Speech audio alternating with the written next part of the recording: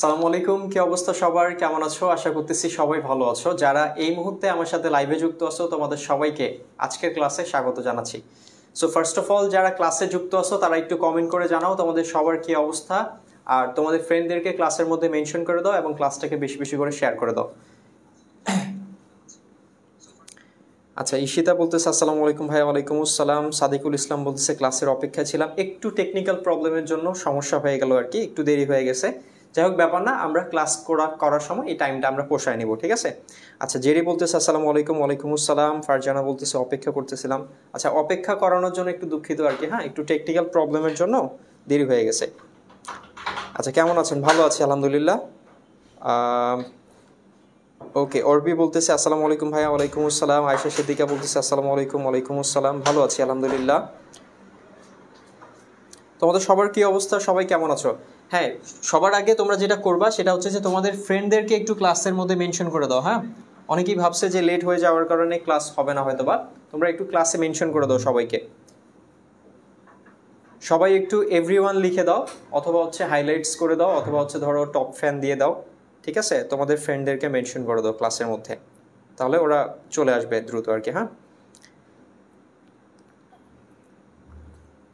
আচ্ছা, আমরা খুব দ্রুত শুরু করে ফেলবো, তোমাদের টেনশনের কোনো কারণ নেই। সবার আগে তোমরা একটু শেয়ার করে দাও। হ্যাঁ, তোমরা একটু সবাই শেয়ার করে দাও। আমরা আজকে কিন্তু সমাজবিজ্ঞান প্রথম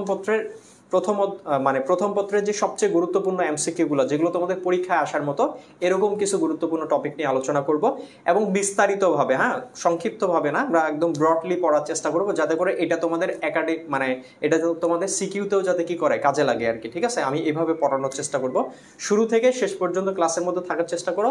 আশা করতেছি শুরু থেকে যদি শেষ পর্যন্ত করো তাহলে অনেক কিছু শিখতে পারবা, এবং এখান থেকে পরীক্ষায় আসবে এবং তোমার সিকিউর জন্য কি হবে, উপকার হবে আর কি, ঠিক আছে? এমসিকিউ তো আসবেই, পাশাপাশি সিকিউর জন্য উপকৃত হবা। তাহলে সবাই একটু ক্লাসটাকে শেয়ার করে দাও। 1 মিনিট একটু সময় দিচ্ছি, যে সবাই একটু ক্লাসটাকে শেয়ার করে দাও। তার আগে আমি তোমাদেরকে বলি যে ক্লাসটা শেয়ার করলে তোমরা আসলে কি কি গিফট পাবা আমাদের কাছ থেকে, এই জিনিসটা আমি একটু বলে দেই। যে দেখো, তোমরা এখানে দেখতেই পাচ্ছ যে আমাদের যারা হচ্ছে আমাদের ক্লাসগুলো বেশি পরিমাণে কি করবে, শেয়ার করবে, তারপরে হচ্ছে তাদের ফ্রেন্ডদেরকে হচ্ছে মেনশন করবে, ঠিক আছে? আমাদের যে ক্লাসগুলো, এগুলো সম্পর্কে যারা রিভিউ দিবে বিভিন্ন ধরনের গ্রুপের মধ্যে, তাদের মধ্য থেকে কিন্তু কি করা হবে, তাদেরকে এই যে দেখো টোটাল 50টা টি শার্ট, তাদের মধ্য থেকে 50 জনকে 50টা টি শার্ট দেওয়া হবে। তারপরে 12টা হচ্ছে ডায়েরি দেওয়া হবে। এই যে দেখতে পাচ্ছ আমার হাতে ডায়েরি, এই ডায়েরিটা হচ্ছে দেওয়া হবে 12 জনকাকে আর কি, ঠিক আছে?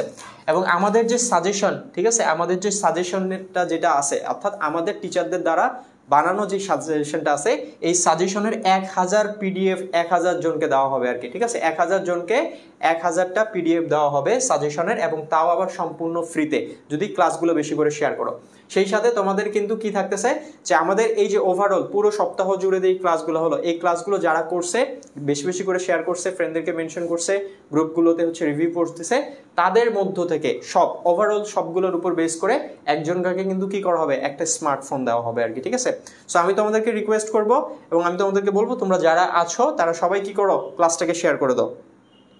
সবাই ক্লাসটাকে শেয়ার করে দাও। হ্যাঁ, শেয়ার করে কমেন্ট বক্সে হচ্ছে ডান লিখে দাও।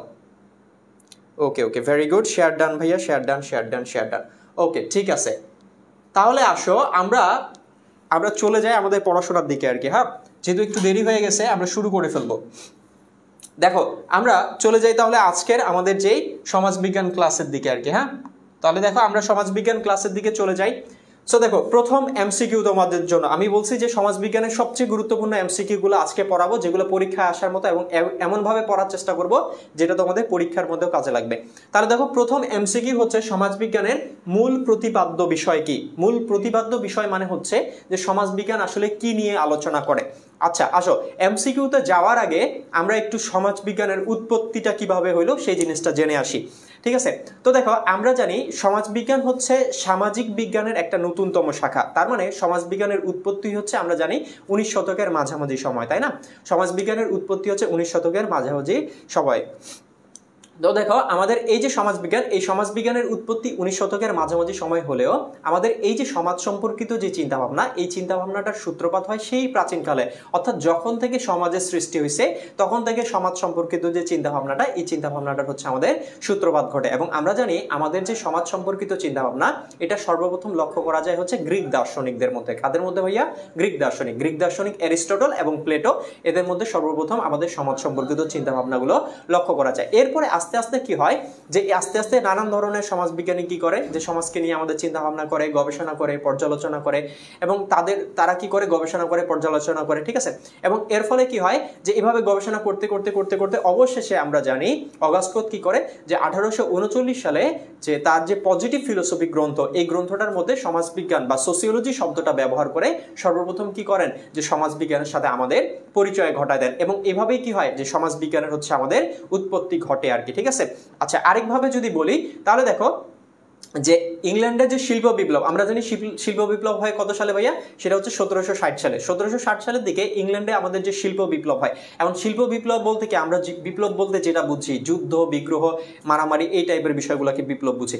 সো বিপ্লব বলতে এটা না। শিল্প বিপ্লবের ফলে কি হয়েছিল যে মেশিনারির আবিষ্কার হয়। কি হয় বলতো? মেশিন, অর্থাৎ আমরা যে বিভিন্ন ধরনের মেশিন ব্যবহার করে বিভিন্ন ধরনের জিনিসপত্র তৈরি করি না, সো এই মেশিনারির আবিষ্কার হয়। সো মেশিনারির আবিষ্কারের হওয়ার ফলে কি হয় বিভিন্ন ধরনের কলকারখানাগুলো প্রতিষ্ঠিত হয়। সো এটাকে বলা হচ্ছে একটা বিপ্লব। কি বলা হচ্ছে? বিপ্লব। সো এই পুরো শিল্প বিপ্লবের ফলে কি হয় যে আমাদের আগের অর্থনীতিটা ছিল সম্পূর্ণরূপে কৃষির উপর নির্ভরশীল, কিন্তু যখন শিল্প বিপ্লব হয়, শিল্প বিপ্লবের ফলে বিভিন্ন ধরনের মেশিনারি সৃষ্টি হয়। এর ফলে কি হয় বিভিন্ন ধরনের কলকারখানা সৃষ্টি হয়। এর ফলে কি হয় যে মানুষ হচ্ছে যে এগ্রিকালচারাল বেসড ইকোনমি থেকে কি হয়ে যায় যে ইন্ডাস্ট্রিয়াল বেসড ইকোনমির দিকে শিফট হয়। ফলে কি হয় যে এই যে রাতারাতি একটা শিফট হওয়ার কারণে অনেক মানুষ যারা হচ্ছে কি মেশিনারি চালাইতে পারে না, এরা কি হয় যে তারা হচ্ছে মনে করো যে বেকার হয়ে যায়, আরো বিভিন্ন ধরনের সমস্যা সমাজের মধ্যে দেখা দেয়। তো এই যে শিল্প বিপ্লবের ফলে সমাজের মধ্যে যে ধরনের সমস্যাগুলো দেখা দিয়েছিল, এই সমস্যার কারণে সারা পৃথিবী জুড়ে কি হয় একটা অস্থিরতা ছড়ায় পড়ে। এবং এই অস্থিরতা থেকে মুক্তি পাওয়ার যে উপায়, এই উপায়টা বলা সামাজিক বিজ্ঞানের যে অন্যান্য শাখা আছে, অন্যান্য শাখা কি যেমন রাষ্ট্রবিজ্ঞান একটা, ইতিহাস একটা, মনোবিজ্ঞান একটা, ঠিক আছে, নৃবিজ্ঞান একটা। তাহলে সামাজিক বিজ্ঞানের এই যে শাখাগুলো আছে, এই শাখাগুলোর পক্ষ থেকে এই যে অস্থিরতা, এই অস্থিরতা থেকে মুক্তি লাভের যে উপায়, এই উপায়টা বলা সম্ভব ছিল না। এই জন্য সেন্ট সাইমন কি করেন যে সমাজকে নিয়ে একটা বিজ্ঞানের প্রয়োজনীয়তা তিনি উপলব্ধি করেন এবং তিনি কি করেন যে পরবর্তীতে তিনি সমাজকে নিয়ে একটা বিজ্ঞান প্রতিষ্ঠার প্রয়োজনীয়তা উপলব্ধি করেন এবং সেই অনুযায়ী তিনি একটা নীল নকশাও তৈরি করছিলেন যে কিভাবে সমাজকে নিয়ে একটা বিজ্ঞান প্রতিষ্ঠা করা যায়। কিন্তু দুঃখের বিষয় হচ্ছে যে বাস্তব জীবনে তিনি তার বাস্তব জীবনে অর্থাৎ বেঁচে থাকতে তিনি এটা বাস্তবায়ন করে যেতে পারেননি। পরবর্তীতে কি হয় যে তারই ছাত্র অগাস্কোত কি করে তার শিক্ষকের যে অপূর্ণ কাজটা, এটাকে পূর্ণতা দেওয়ার চেষ্টা করে। এবং আমরা জানি 1839 সালে অগাস্কোত কি করে যে তার যে পজিটিভ ফিলোসফি গ্রন্থ, এই গ্রন্থের মধ্যে সর্বপ্রথম কি করে যে সোসিওলজি শব্দটা ব্যবহার করে আমাদের সাথে সমাজবিজ্ঞানের কি করে পরিচয় ঘটায় দেয়, ঠিক আছে। সো এইভাবে কি হয় বলতো ভাইয়া? সেটা হচ্ছে আমাদের সমাজবিজ্ঞানের উৎপত্তি ঘটে। এখন সমাজবিজ্ঞান আসলে কি নিয়ে আলোচনা করে? দেখো প্রথম প্রশ্ন হচ্ছে যে সমাজবিজ্ঞানের মূল প্রতিপাদ্য বিষয় কি? প্রতিপাদ্য বিষয়টার অর্থ হচ্ছে যে সমাজ আসলে মূলত কোন জিনিসটাকে নিয়ে আলোচনা করে, সমাজবিজ্ঞানের মূল আলোচনার বিষয় কোনটা আসলে। তাহলে প্রতিপাদ্য বিষয় বলতে বোঝাচ্ছে যে সমাজবিজ্ঞানের মূল প্রতিপাদ্য বিষয় বলতে বোঝাচ্ছে যে সমাজবিজ্ঞানের মূল বিষয় কোনটা বা সমাজবিজ্ঞান আসলে কোনটা নিয়ে আলোচনা করে। তাহলে উত্তর কি হবে? আমরা সবাই জানি যে সমাজবিজ্ঞান হচ্ছে আমাদের কি করে ভাইয়া যে এই যে সম্প্রদায়কে নিয়ে আলোচনা করে, সমাজকে নিয়ে আলোচনা করে। কাকে নিয়ে আলোচনা করে? দুঃখিত, সমাজকে নিয়ে আলোচনা করে। তাহলে সমাজবিজ্ঞান কাকে নিয়ে আলোচনা করে? সমাজকে নিয়ে মূলত আলোচনা করে। মনে রাখবা সমাজবিজ্ঞানের আলোচনার বিষয়বস্তু হচ্ছে সমাজ, সমাজের বিভিন্ন ধরনের প্রতিষ্ঠান, সমাজের বিভিন্ন ধরনের প্রতিষ্ঠানের মধ্যে কিভাবে পারস্পরিক সম্পর্ক গড়ে ওঠে, বিভিন্ন ধরনের মানুষের সাথে কিভাবে মানে একজন মানুষের সাথে আরেকজন মানুষের কিভাবে পারস্পরিক সম্পর্ক গড়ে ওঠে, একজন মানুষের সাথে একটা প্রতিষ্ঠান, একটা প্রতিষ্ঠানের সাথে একজন মানুষ, বা একটা প্রতিষ্ঠানের সাথে আরেকটা প্রতিষ্ঠানের কিভাবে সম্পর্ক গড়ে ওঠে, এই বিষয়গুলো আসলে কি করে সমাজ হচ্ছে আমাদের যে বিশ্লেষণ করে আর কি, বা আলোচনা করে। তাহলে সমাজবিজ্ঞানের মূল প্রতিপাদ্য বিষয় কি ভাইয়া? সমাজ। তার মানে সমাজবিজ্ঞান কি করে? সমাজকে নিয়ে আলোচনা করে। কি নিয়ে আলোচনা করে? সেটা হচ্ছে সমাজকে নিয়ে আলোচনা করে। ওকে,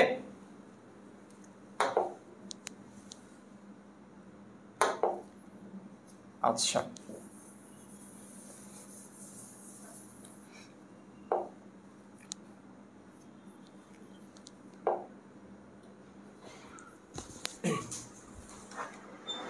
ভাই একটু, আচ্ছা তাহলে বুঝতে পারছো সবাই? তাহলে 1 নম্বরের উত্তর কি হবে? 1 নম্বরের উত্তর হচ্ছে ঘ নাম্বার হবে আর কি। হ্যাঁ, এখানে ইয়া করব কিভাবে? ইরেজ দিস লাইক চেঞ্জ, ও সরি, এক্সিট করতে হবে। Okay, thank you. এরকম বলে आंसर আসবে এভাবে।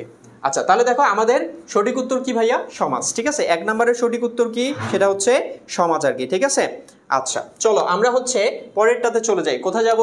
পরের যে এমসিকিউ সেটাতে যাব। আমি একটু বিস্তারিত পড়াবো, হ্যাঁ, যাতে করে তোমাদের সিকিউ এমসিকিউ দুইটাই কভার হয়ে যায় চ্যাপ্টার অনুযায়ী। আমি যেই ডিটেলস বলছি এই ডিটেলসের মধ্যেই অনেকগুলো এমসিকিউ আমি বলে দিছি তোমাদেরকে।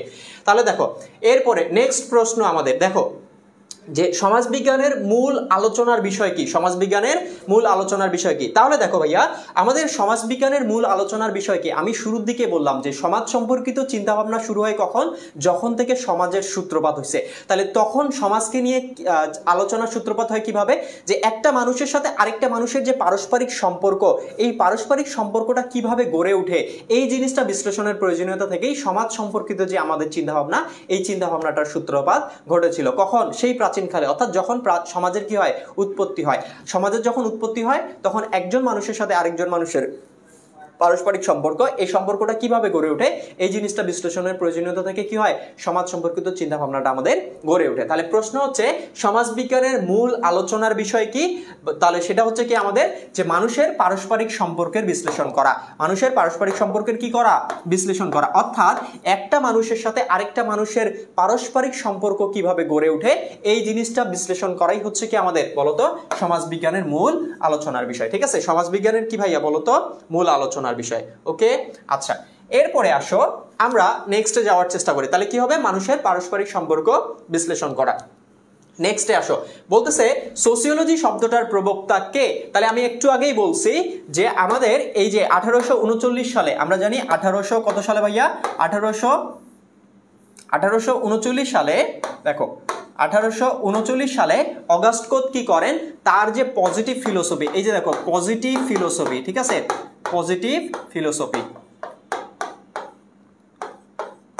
তার যে পজিটিভ ফিলোসফি, এই পজিটিভ ফিলোসফি গ্রন্থটার মধ্যে কি করেন? যে সর্বপ্রথম সোসিওলজি শব্দটা ব্যবহার করেন। এই জন্য সমাজ মানে আমাদের যে অগাস্ট কোত, এই অগাস্ট কোতকে কি বলা হয়? সমাজবিজ্ঞানের জনক বলা হয়। দেখো আমি কি বললাম যে অগাস্ট কোত 1839 সালে সর্বপ্রথম তার পজিটিভ ফিলোসফি গ্রন্থের মধ্যে সোসিওলজি শব্দটা ব্যবহার করে আমাদের সাথে সমাজবিজ্ঞানের কি করেন? পরিচয় ঘটায় দেন। এই জন্য কিন্তু অগাস্ট কোতকে কি বলা হয়? সমাজবিজ্ঞানের জনক। দেখো এখানে একটা জিনিস মনে রাখবা, যদি শুধু বলে জনক, যদি তোমাকে বলে সমাজবিজ্ঞানের জনককে, তাহলে উত্তর হবে অগাস্ট কোত। শুধু জনক যদি বলে তাহলে উত্তর হচ্ছে অগাস্ট কোত। কিন্তু এই জনক কথাটার আগে যদি আদি শব্দটা যুক্ত করে দেয়, যদি বলে সমাজবিজ্ঞানের আদি জনককে, তখন কিন্তু আর অগাস্ট কোত হবে না, তখন উত্তর হবে ইবনে খালদুন। কি হবে বলতো?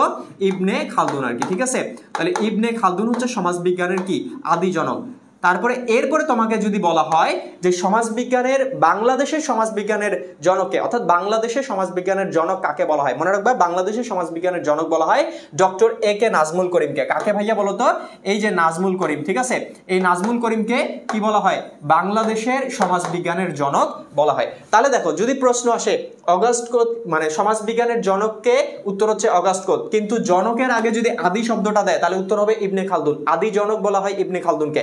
এখন এখন কথা হচ্ছে বাংলাদেশের সমাজবিজ্ঞানের জনককে, তাহলে উত্তর হচ্ছে ডক্টর এ কে নাজমুল করিম। এখন খ নাম্বারে অনেক সময় তোমাদের প্রশ্ন আসে, কি আসে, যে অগাস্ট কোতকে কেন সমাজবিজ্ঞানের জনক বলা হয়, তাহলে উত্তর কি লিখবা, যে অগাস্ট কোত সর্বপ্রথম 1839 সালে তার পজিটিভ ফিলোসফি গ্রন্থের মধ্যে সোসিওলজি শব্দটা ব্যবহার করে আমাদের সমাজবিজ্ঞানের সাথে আমাদের পরিচয় ঘটায় দেন, এই জন্য অগাস্ট কোতকে সমাজবিজ্ঞানের জনক বলা হয়। ঠিক আছে, আচ্ছা এখন এইখানে প্রশ্ন কি করছে ভাইয়া, সোসিওলজি শব্দটার প্রবক্তাকে, তাহলে উত্তর হচ্ছে সোসিওলজি শব্দটার প্রবক্তা হচ্ছে অগাস্ট কোত। কে?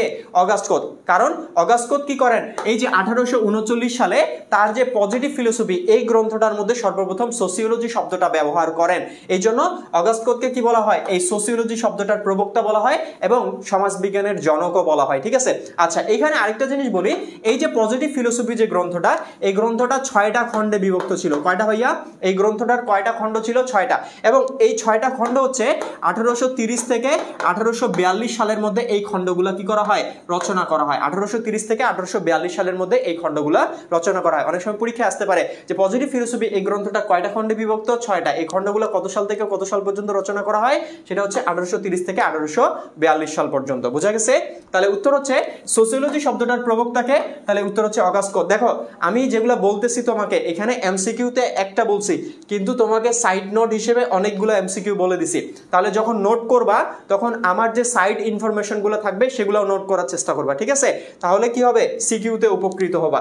চলো আমরা চলে যাই ইয়াতে, আমাদের ফোর্থ যেটা, তাহলে উত্তর কি হবে, অগাস্ট কোত। ওকে ভাইয়া, আচ্ছা পরেরটা আসো, বলছে লজস শব্দটি কোন ভাষা থেকে এসেছে। তাহলে দেখো আমরা জানি আমাদের যে সোসিওলজি শব্দটা, এই সোসিওলজি শব্দটা আসছে দুইটা শব্দ থেকে। সোসিওলজি, এই সোসিওলজি শব্দটা আসছে দুইটা শব্দ থেকে। একটা হচ্ছে ল্যাটিন শব্দ, একটা কি ভাইয়া, ল্যাটিন শব্দ, একটা হচ্ছে ল্যাটিন শব্দ, আরেকটা হচ্ছে গ্রিক শব্দ, আরেকটা হচ্ছে গ্রিক শব্দ। তাহলে ল্যাটিন শব্দ সোসিয়াস, মনে রাখবা সোসিয়াস। ঠিক আছে, ল্যাটিন শব্দ সোসিয়াস আর গ্রিক শব্দ হচ্ছে লজোস। কি বলতো, লজোস। এই দুইটা শব্দ থেকে আমাদের সোসিওলজি শব্দটা আসে। তাহলে ল্যাটিন শব্দ সোসিয়াস আর গ্রিক শব্দ লজোস থেকে কি আসছে, সোসিওলজি শব্দটা মূলত আমাদের আসছে। তাহলে এখানে প্রশ্ন করছে লজোস শব্দটা কোন ভাষা শব্দ, তাহলে উত্তর কি হবে, এই যে দেখো গ্রিক ভাষা শব্দ, কারণ গ্রিক শব্দ লজোস থেকে সোসিওলজি শব্দটা আসছে। তাহলে আমরা জানি সোসিওলজি শব্দটা আসছে কয়টা শব্দ থেকে, দুইটা, একটা হচ্ছে ল্যাটিন শব্দ আরেকটা হচ্ছে গ্রিক শব্দ। তাহলে ল্যাটিন শব্দ সোসিয়াস, সোসিয়াস শব্দের অর্থ হচ্ছে সঙ্গী, সোসিয়াস শব্দের অর্থ কি, সোসিয়াস শব্দের অর্থ হচ্ছে সঙ্গী বা সাথী আর কি। ঠিক আছে, আর লজস শব্দের অর্থ হচ্ছে অধ্যয়ন বলতে পারি আমরা, কি বলতে পারি, অধ্যয়ন বলতে পারি।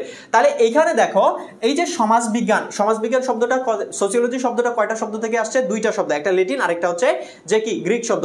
তাহলে ল্যাটিন শব্দ সোসিয়াস এবং গ্রিক শব্দ হচ্ছে কি লজস থেকে। তাহলে এখানে তোমাকে প্রশ্ন করছে ভাইয়া যে লজস শব্দটা কোন ভাষা শব্দ থেকে আসছে, তাহলে উত্তর কি হবে, এই যে হচ্ছে আমাদের গ্রিক ভাষা থেকে, অর্থাৎ লজস শব্দটা হচ্ছে গ্রিক ভাষা শব্দ আর কি, কি গ্রিক ভাষা শব্দ। ওকে, আচ্ছা তাহলে এই হচ্ছে আমাদের কি, যে এটার উত্তর। তাহলে উত্তর কি হবে, গ্রিক ভাষা শব্দ। এখন এখানে লজস না থেকে যদি বলতো সোসিয়াস শব্দটা কোন ভাষা শব্দ, তখন উত্তর কি হতো, তখন উত্তর হতো ল্যাটিন ভাষা শব্দ। ওকে, আচ্ছা পরেরটা আসো। তাহলে এই যে দেখো এখানে আমি শুধু তোমাদেরকে পড়াইছি, বিষয়টা এমন না, এখানে দেখো আমি কিন্তু তোমাকে এই যে এখানে দিয়ে দিছি, দেখো সাইড নোট দিয়ে দিছি, সাইড নোট দিয়ে দিছি, যাতে করে এখান থেকে এমসিকিউ আসলে তোমার মিস না হয়। দেখো এখানে কি বলছে, এই যে সোসিয়াস শব্দটা হচ্ছে ল্যাটিন শব্দ, যার অর্থ হচ্ছে এই যে সঙ্গী। ঠিক আছে, আর লজস শব্দের অর্থ হচ্ছে অধ্যয়ন বা হচ্ছে বিজ্ঞান আর কি। ঠিক আছে, তাহলে এখানে দেখো সুন্দর করে আমি সাইড নোট দিয়ে দিছি তোমাদের উপকারের জন্য। ঠিক আছে, আচ্ছা এতটুকু বুঝতে পারছো কিনা আমাকে একটু জানো, এতটুকু বুঝতে পারছো কিনা সবাই আমাকে একটু জানো, এতটুকু বুঝতে পারছো কিনা আমাকে সবাই জানাও। আচ্ছা ক্লাসটা এখনো যারা শেয়ার করোনি তারা একটু কাইন্ডলি ক্লাসটাকে শেয়ার করে দাও, ক্লাসটা সবাই শেয়ার করে দাও।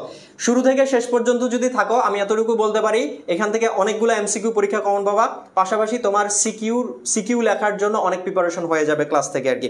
ঠিক আছে, তাহলে যারা এখনো ক্লাসটা শেয়ার করেনি, মাত্র 430 ক্লাস শেয়ার, 294 জন ক্লাসের মধ্যে যুক্ত আছো, কিন্তু মাত্র 430টা শেয়ার কোনোভাবেই মানা যায় না। ঠিক আছে, আমি তোমাদেরকে 1 মিনিট সময় দিচ্ছি, 1 মিনিটে 1000 শেয়ার চাই আমি। ঠিক আছে, তোমরা যত বেশি শেয়ার করবা তত বিস্তারিত পড়াবো, তত ডিপে গিয়ে পড়াবো। ঠিক আছে,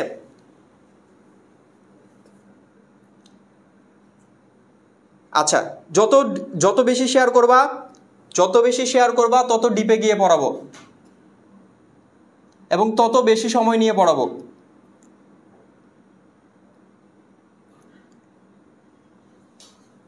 দ্রুত শেয়ার করো, দ্রুত শেয়ার করো, ক্লাসটাকে শেয়ার করো দ্রুত।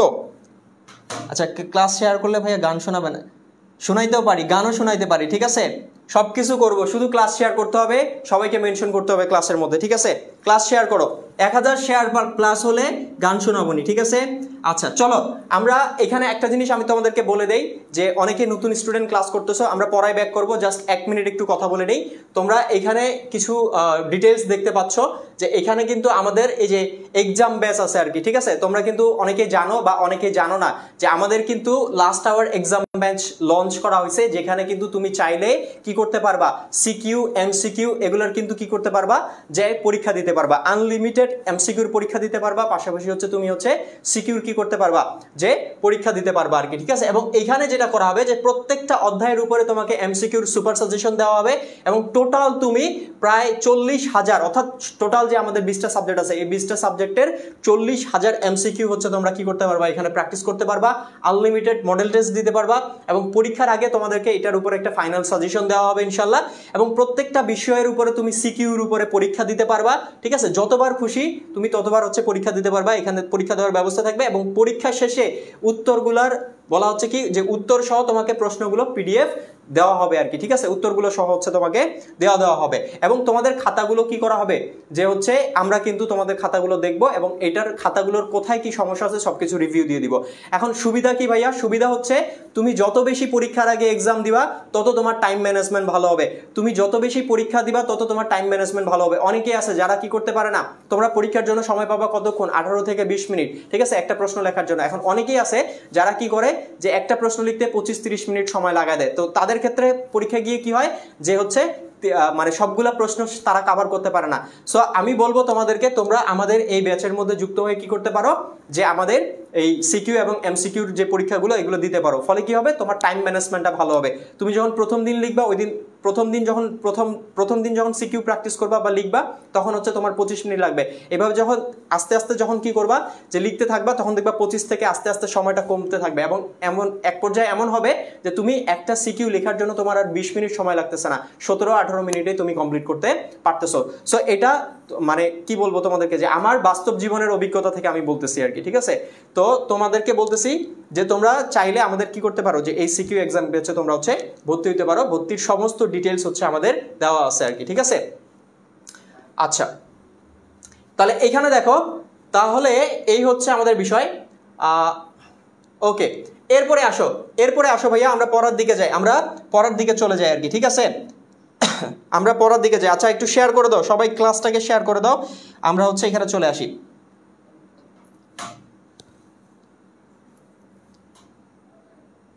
আচ্ছা দেখো এখানে এরপরে প্রশ্ন হচ্ছে, পজিটিভ ফিলোসফি গ্রন্থটা কার লেখা, পজিটিভ ফিলোসফি এই গ্রন্থটা কার লেখা, পজিটিভ ফিলোসফি গ্রন্থটা কার লেখা, তাহলে উত্তর করো তোমরা, পজিটিভ ফিলোসফি গ্রন্থটা কার লেখা, পজিটিভ ফিলোসফি এই গ্রন্থটা কার লেখা। তাহলে আমরা কি জানি ভাইয়া, এই যে আমাদের যে পজিটিভ ফিলোসফি এই গ্রন্থটার লেখক কে, এই গ্রন্থটার লেখক হচ্ছে আমাদের অগাস্ট কোথ। কে? অগাস্ট কোথ হচ্ছে আমাদের এই যে পজিটিভ ফিলোসফি এই গ্রন্থটার হচ্ছে লেখক। আমরা জানি অগাস্ট কোথের একটা গ্রন্থ হচ্ছে আমাদের এই পজিটিভ ফিলোসফি, এবং এই পজিটিভ ফিলোসফি গ্রন্থটা হচ্ছে 6টা খণ্ডে বিভক্ত ছিল। কয়টা খণ্ডে ভাইয়া?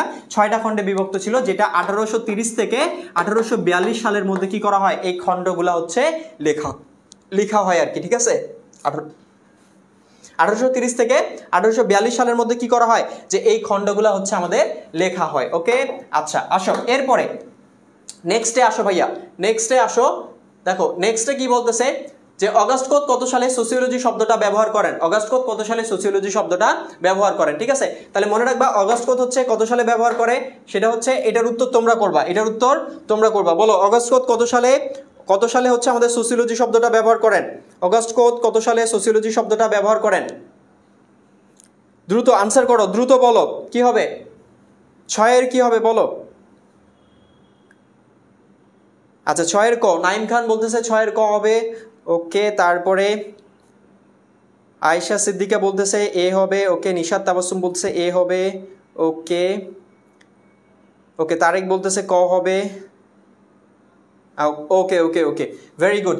সবাইকে ভেরি গুড। তাহলে দেখো এইখানে দেখো যে আমাদের 6 নম্বরের উত্তর কি হবে ভাইয়া, সেটা হচ্ছে 1839। কারণ আমরা জানি অগাস্ট কি করেন যে এই 1839 সালে তার যে পজিটিভ ফিলোসফি গ্রন্থ, এই গ্রন্থের মধ্যে সর্বপ্রথম কি করেন, সোসিওলজি শব্দটা ব্যবহার করেন। ঠিক আছে, সর্বপ্রথম সোসিওলজি শব্দটা হচ্ছে ব্যবহার করেন, তাই না? তাহলে এই যে এরপরে আসো নেক্সটে, এরপরে প্রশ্ন করছে সমাজবিজ্ঞানের পূর্ব নাম বা প্রথম নাম কি। ঠিক আছে, সমাজবিজ্ঞানের পূর্ব বা প্রথম নাম কি? প্রশ্ন কি ভাইয়া, সেটা হচ্ছে সমাজবিজ্ঞানের পূর্ব নাম কি অথবা প্রথম নাম কি, সমাজবিজ্ঞানের পূর্ব নাম কি অথবা প্রথম নাম কি আর কি। ঠিক আছে, তাহলে দেখো আমরা জানি যে অগাস্ট কোত আমাদের সমাজকে নিয়ে যে বিজ্ঞানটা প্রতিষ্ঠা করতে চেয়েছিলেন, সেটার নাম কিন্তু তিনি কি দিতে চাননি, সোসিওলজি দিতে চাননি, সেটার নাম তিনি দিতে চেয়েছিলেন সোশ্যাল ফিজিক্স। কি দিতে চেয়েছিলেন, সোশ্যাল ফিজিক্স বা সামাজিক পদার্থবিদ্যা আর কি। কারণ অগাস্ট কোত বিশ্বাস করতেন যে সমাজবিজ্ঞান হচ্ছে কি হবে, পদার্থবিজ্ঞানের মতো যে একটা বিজ্ঞান হবে আর কি। ঠিক আছে, এটা তিনি ধারণা করতেন। কিন্তু ওই সময়কার বিখ্যাত একজন পরিসংখ্যানবিদ ছিলেন যার নাম হচ্ছে অ্যাডলফ কুয়েটলের। ইনি কি করেন যে সমাজের যে পরিসংখ্যানগত বিশ্লেষণ, এই পরিসংখ্যানগত বিশ্লেষণের ক্ষেত্রে আমাদের সোশ্যাল ফিজিক্স শব্দটা তিনি সর্বপ্রথম ব্যবহার করে ফেলেন। যে কারণে অগাস্ট কোতকে কি করতে হয়, এই সোশ্যাল ফিজিক্স বা সামাজিক পদার্থবিদ্যা এই শব্দটা বাদ দিয়ে নতুন একটা শব্দ খুঁজতে হয় আর কি। ঠিক আছে, এবং পরবর্তীতে তিনি সোসিওলজি শব্দটা বেছে নেন সমাজ সম্পর্কিত বিজ্ঞানটার জন্য আর কি। তাহলে আমরা কি দেখতে পাচ্ছি যে অগাস্ট কোত শুরুর দিকে বা প্রথমে বা শুরুতে বা পূর্বে কি নাম দিতে চেয়েছিলেন, সেটা হচ্ছে সোশ্যাল ফিজিক্স বা সামাজিক পদার্থবিদ্যা। প্রথমে তিনি সোশ্যাল ফিজিক্স নাম দিতে চেয়েছিলেন বা সামাজিক পদার্থবিদ্যা নাম দিতে চেয়েছিলেন, কিন্তু ওই সময়কার বিখ্যাত পরিসংখ্যানবিদ অ্যাডলফ কুয়েটলের কি করেন যে সমাজের পরিসংখ্যানগত বিশ্লেষণের ক্ষেত্রে আমাদের এই যে সমাজের পরিসংখ্যানগত বিশ্লেষণের ক্ষেত্রে কি করেন যে সর্বপ্রথম হচ্ছে সোশ্যাল ফিজিক্স শব্দটা ব্যবহার করেন। এই জন্য হচ্ছে অগাস্ট কোতকে সোশ্যাল ফিজিক্স শব্দটা বাদ দিয়ে কি করতে হয়, যে সোসিওলজি শব্দটাকে বেছে নিতে হয়। তাহলে এখানে প্রশ্ন করছে সমাজবিজ্ঞানের পূর্ব নাম কি, প্রথম নাম কি? তাহলে উত্তর কি হবে, সোশ্যাল ফিজিক্স। কারণ অগাস্ট কোত সবার প্রথমে সমাজবিজ্ঞানের নাম সমাজবিজ্ঞান দিতে চাননি, তিনি সামাজিক পদার্থবিদ্যা দিতে চেয়েছিলেন। ঠিক আছে, বা সোশ্যাল ফিজিক্স দিতে চেয়েছিলেন। এই জন্য বলা হচ্ছে সমাজবিজ্ঞানের পূর্ব নাম কি। পূর্ব নাম বলতে সোসিওলজির আগে কোন নাম দিতে চেয়েছিলেন, অথবা বলছে প্রথম নাম কি, অর্থাৎ প্রথমে তিনি কি নামটা দিতে চেয়েছিলেন। তাহলে কি নাম দিতে চেয়েছিলেন প্রথমে সমাজ সম্পর্কিত বিজ্ঞানটার, তাহলে সেটা হচ্ছে সোশ্যাল ফিজিক্স। কি ভাইয়া, সোশ্যাল ফিজিক্স। ওকে, আচ্ছা আসো, তাহলে উত্তর হচ্ছে সোশ্যাল ফিজিক্স। নেক্সটে বলা হচ্ছে সমাজবিজ্ঞান হচ্ছে অনুষ্ঠান প্রতিষ্ঠানের বিজ্ঞান। সমাজবিজ্ঞান হচ্ছে অনুষ্ঠান প্রতিষ্ঠানের বিজ্ঞান। এই উক্তিটা কার, এই উক্তিটা হচ্ছে কার? তাহলে মনে রাখবা সমাজবিজ্ঞান হচ্ছে আমাদের অনুষ্ঠান প্রতিষ্ঠানের বিজ্ঞান, অথবা এখানে আসতে পারে সামাজিক প্রতিষ্ঠানের, দুইভাবে প্রশ্নটা আসতে পারে। সমাজবিজ্ঞান হচ্ছে সামাজিক প্রতিষ্ঠানের বিজ্ঞান, সামাজিক প্রতিষ্ঠানের বিজ্ঞান অথবা অনুষ্ঠান প্রতিষ্ঠানের বিজ্ঞান। এই উক্তিটা কার, এই উক্তিটা হচ্ছে এমিল ডুরখেমের। কার বলতো ভাইয়া, এমিল ডুরখেমের। এবং এইটা এই যে উক্তিটা, এই উক্তিটাকে তোমরা যতগুলা পারো স্টার চিহ্ন দিয়ে রাখো। ঠিক আছে, কারণ খুবই গুরুত্বপূর্ণ একটা উক্তি এবং অনেকবার পরীক্ষার মধ্যে আসছে বিগত সালে, অনেকবার পরীক্ষায় আসছে বিগত সালে। ওকে, অনেকবার কি আসছে ভাইয়া, সেটা হচ্ছে পরীক্ষায় আসছে। ঠিক আছে, তাহলে এই উক্তিটা কার বলতো, সেটা হচ্ছে এমিল ডুরখেমের। কার, এমিল ডুরখেমের। ওকে, চলো আমরা পরেরটাতে যাব। কোথায় যাব, পরেরটাতে যাব আর কি। এই তোমরা কিন্তু শেয়ার করতেছো না, ক্লাস কিন্তু শেয়ার করতেছো না, তাহলে কিন্তু আমি মানবো না। ঠিক আছে, ক্লাস থেকে বের হয়ে যাব। তোমাদেরকে বলছি না যে যত ক্লাস শেয়ার করবা তত ডিপ থেকে পড়াবো। ঠিক আছে, 541 এসে থেমে গেছে, মানবো না আমি এটা। 1000 শেয়ার ক্রস করতে হবে আমার। কি বলছি তোমাদেরকে শুরুর দিকে, যে যারা সর্বোচ্চ পরিমাণ শেয়ার করবে তাদের মধ্য থেকে 12 জনকে কি করা হবে, এই যে আমার হাতে যে ডায়েরি দেখতে পাচ্ছ, এই ডায়েরিটা দেওয়া হবে। তারপরে 50 জনকে কি করা হবে, এই যে আমার হাতের যে টি শার্ট দেখতে পাচ্ছ, এই টি শার্টটা দেওয়া হবে আর কি। ঠিক আছে, এরপরে আর কি করা হবে ভাইয়া, সেটা হচ্ছে আমাদের যে ফাইনাল সাজেশন যেটা আছে, এই ফাইনাল সাজেশনের 1000 জনকে কি করা হবে, ফাইনাল সাজেশনের পিডিএফটা ফ্রিতে দেওয়া হবে। অর্থাৎ যারা বেশি পরিমাণে শেয়ার করবে ক্লাসটা, ফ্রেন্ডদেরকে মেনশন করবে, ঠিক আছে, আমাদের ক্লাসের রিভিউগুলো দিবে, তাদের মধ্য থেকে 1000 জনকে ফাইনাল সাজেশনটার, অর্থাৎ আমাদের বানানো যে ফাইনাল সাজেশন, এটার পিডিএফ দেওয়া হবে। 12 জনকে ডায়েরি দেওয়া হবে, 50টা টি শার্ট দেওয়া হবে এবং সাথে কিন্তু একটা স্মার্টফোন থাকতেছে।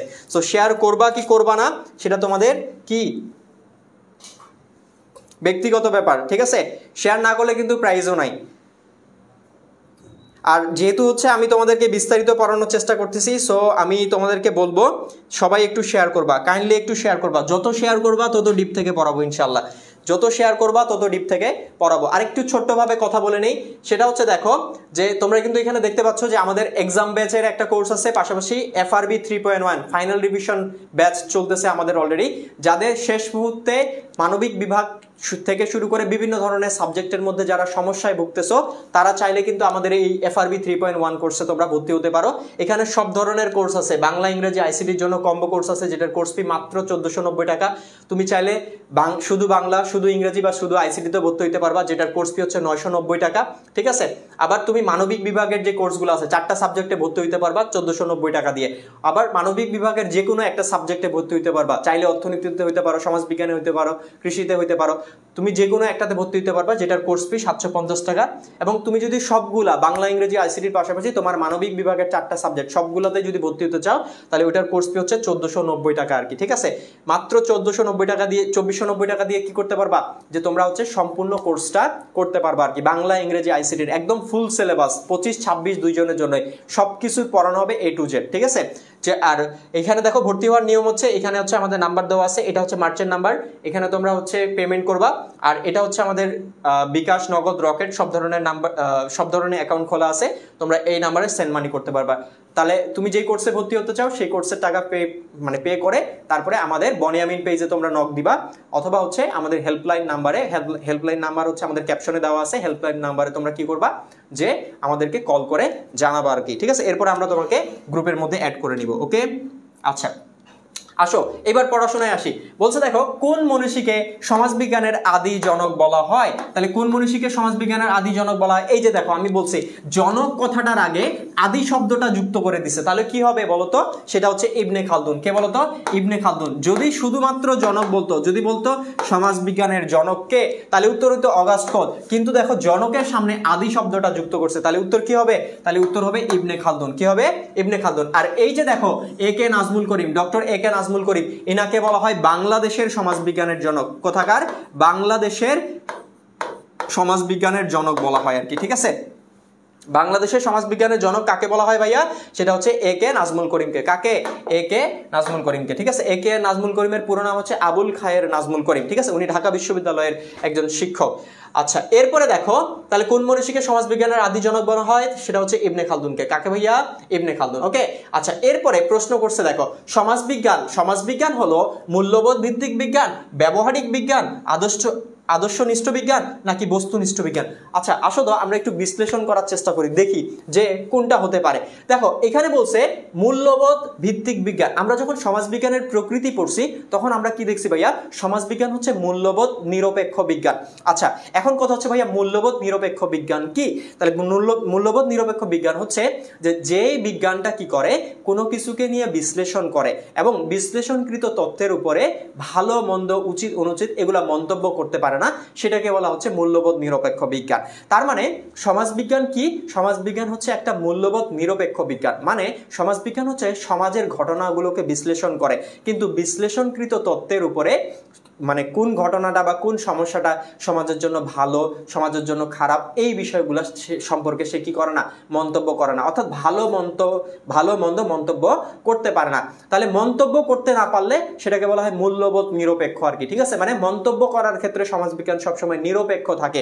সমাজবিজ্ঞান সমাজের যে সামাজিক ঘটনাগুলো, এই ঘটনাগুলোকে কি করে, বিশ্লেষণ করে এবং বিশ্লেষণকৃত তথ্যের উপরে যে এই ঘটনাগুলো সমাজের জন্য ভালো নাকি খারাপ, উচিত নাকি অনুচিত, এই বিষয়গুলো সম্পর্কে মন্তব্য করে না। অর্থাৎ মন্তব্য করার ক্ষেত্রে সমাজবিজ্ঞান নিরপেক্ষ থাকে, এই জন্য সমাজবিজ্ঞানকে বলা হয় মূল্যবোধ নিরপেক্ষ বিজ্ঞান। তাহলে এখানে প্রথম অপশন বলছে মূল্যবোধ ভিত্তিক বিজ্ঞান, তাহলে সমাজবিজ্ঞান কি মূল্যবোধ ভিত্তিক বিজ্ঞান, না, সমাজবিজ্ঞান হচ্ছে মূল্যবোধ নিরপেক্ষ বিজ্ঞান। এরপরে বলছে দেখো এই সমাজবিজ্ঞান কি আমাদের ব্যবহারিক বিজ্ঞান। দেখো তো ব্যবহারিক বিজ্ঞান কাকে বলা হয়, যে যেই বিজ্ঞানগুলোর জ্ঞান অর্জন করার জন্য ব্যবহারিক মানে জ্ঞানের প্রয়োজন হয় বা আমাদেরকে কি করতে হয়, যে হাতে কলমে শিখতে হয়, সেগুলোকে আমরা বলছি ব্যবহারিক বিজ্ঞান। যেমন কম্পিউটার সায়েন্সের কথা বলি, ধরো কম্পিউটার সম্পর্কে তুমি যদি জ্ঞান অর্জন করতে চাও, তাহলে তুমি কি শুধু বই পড়ে কম্পিউটার সম্পর্কে জ্ঞান অর্জন করতে পারবা, কম্পিউটার না চালায়? কখনোই না। তার মানে কম্পিউটার হচ্ছে একটা ব্যবহারিক বিজ্ঞান। কিন্তু দেখো আমরা যদি সমাজ সম্পর্কে জানতে চাই, তাহলে আমরা শুধু বই পড়ে বা তত্ত্ব পড়ে কি করতে পারবো,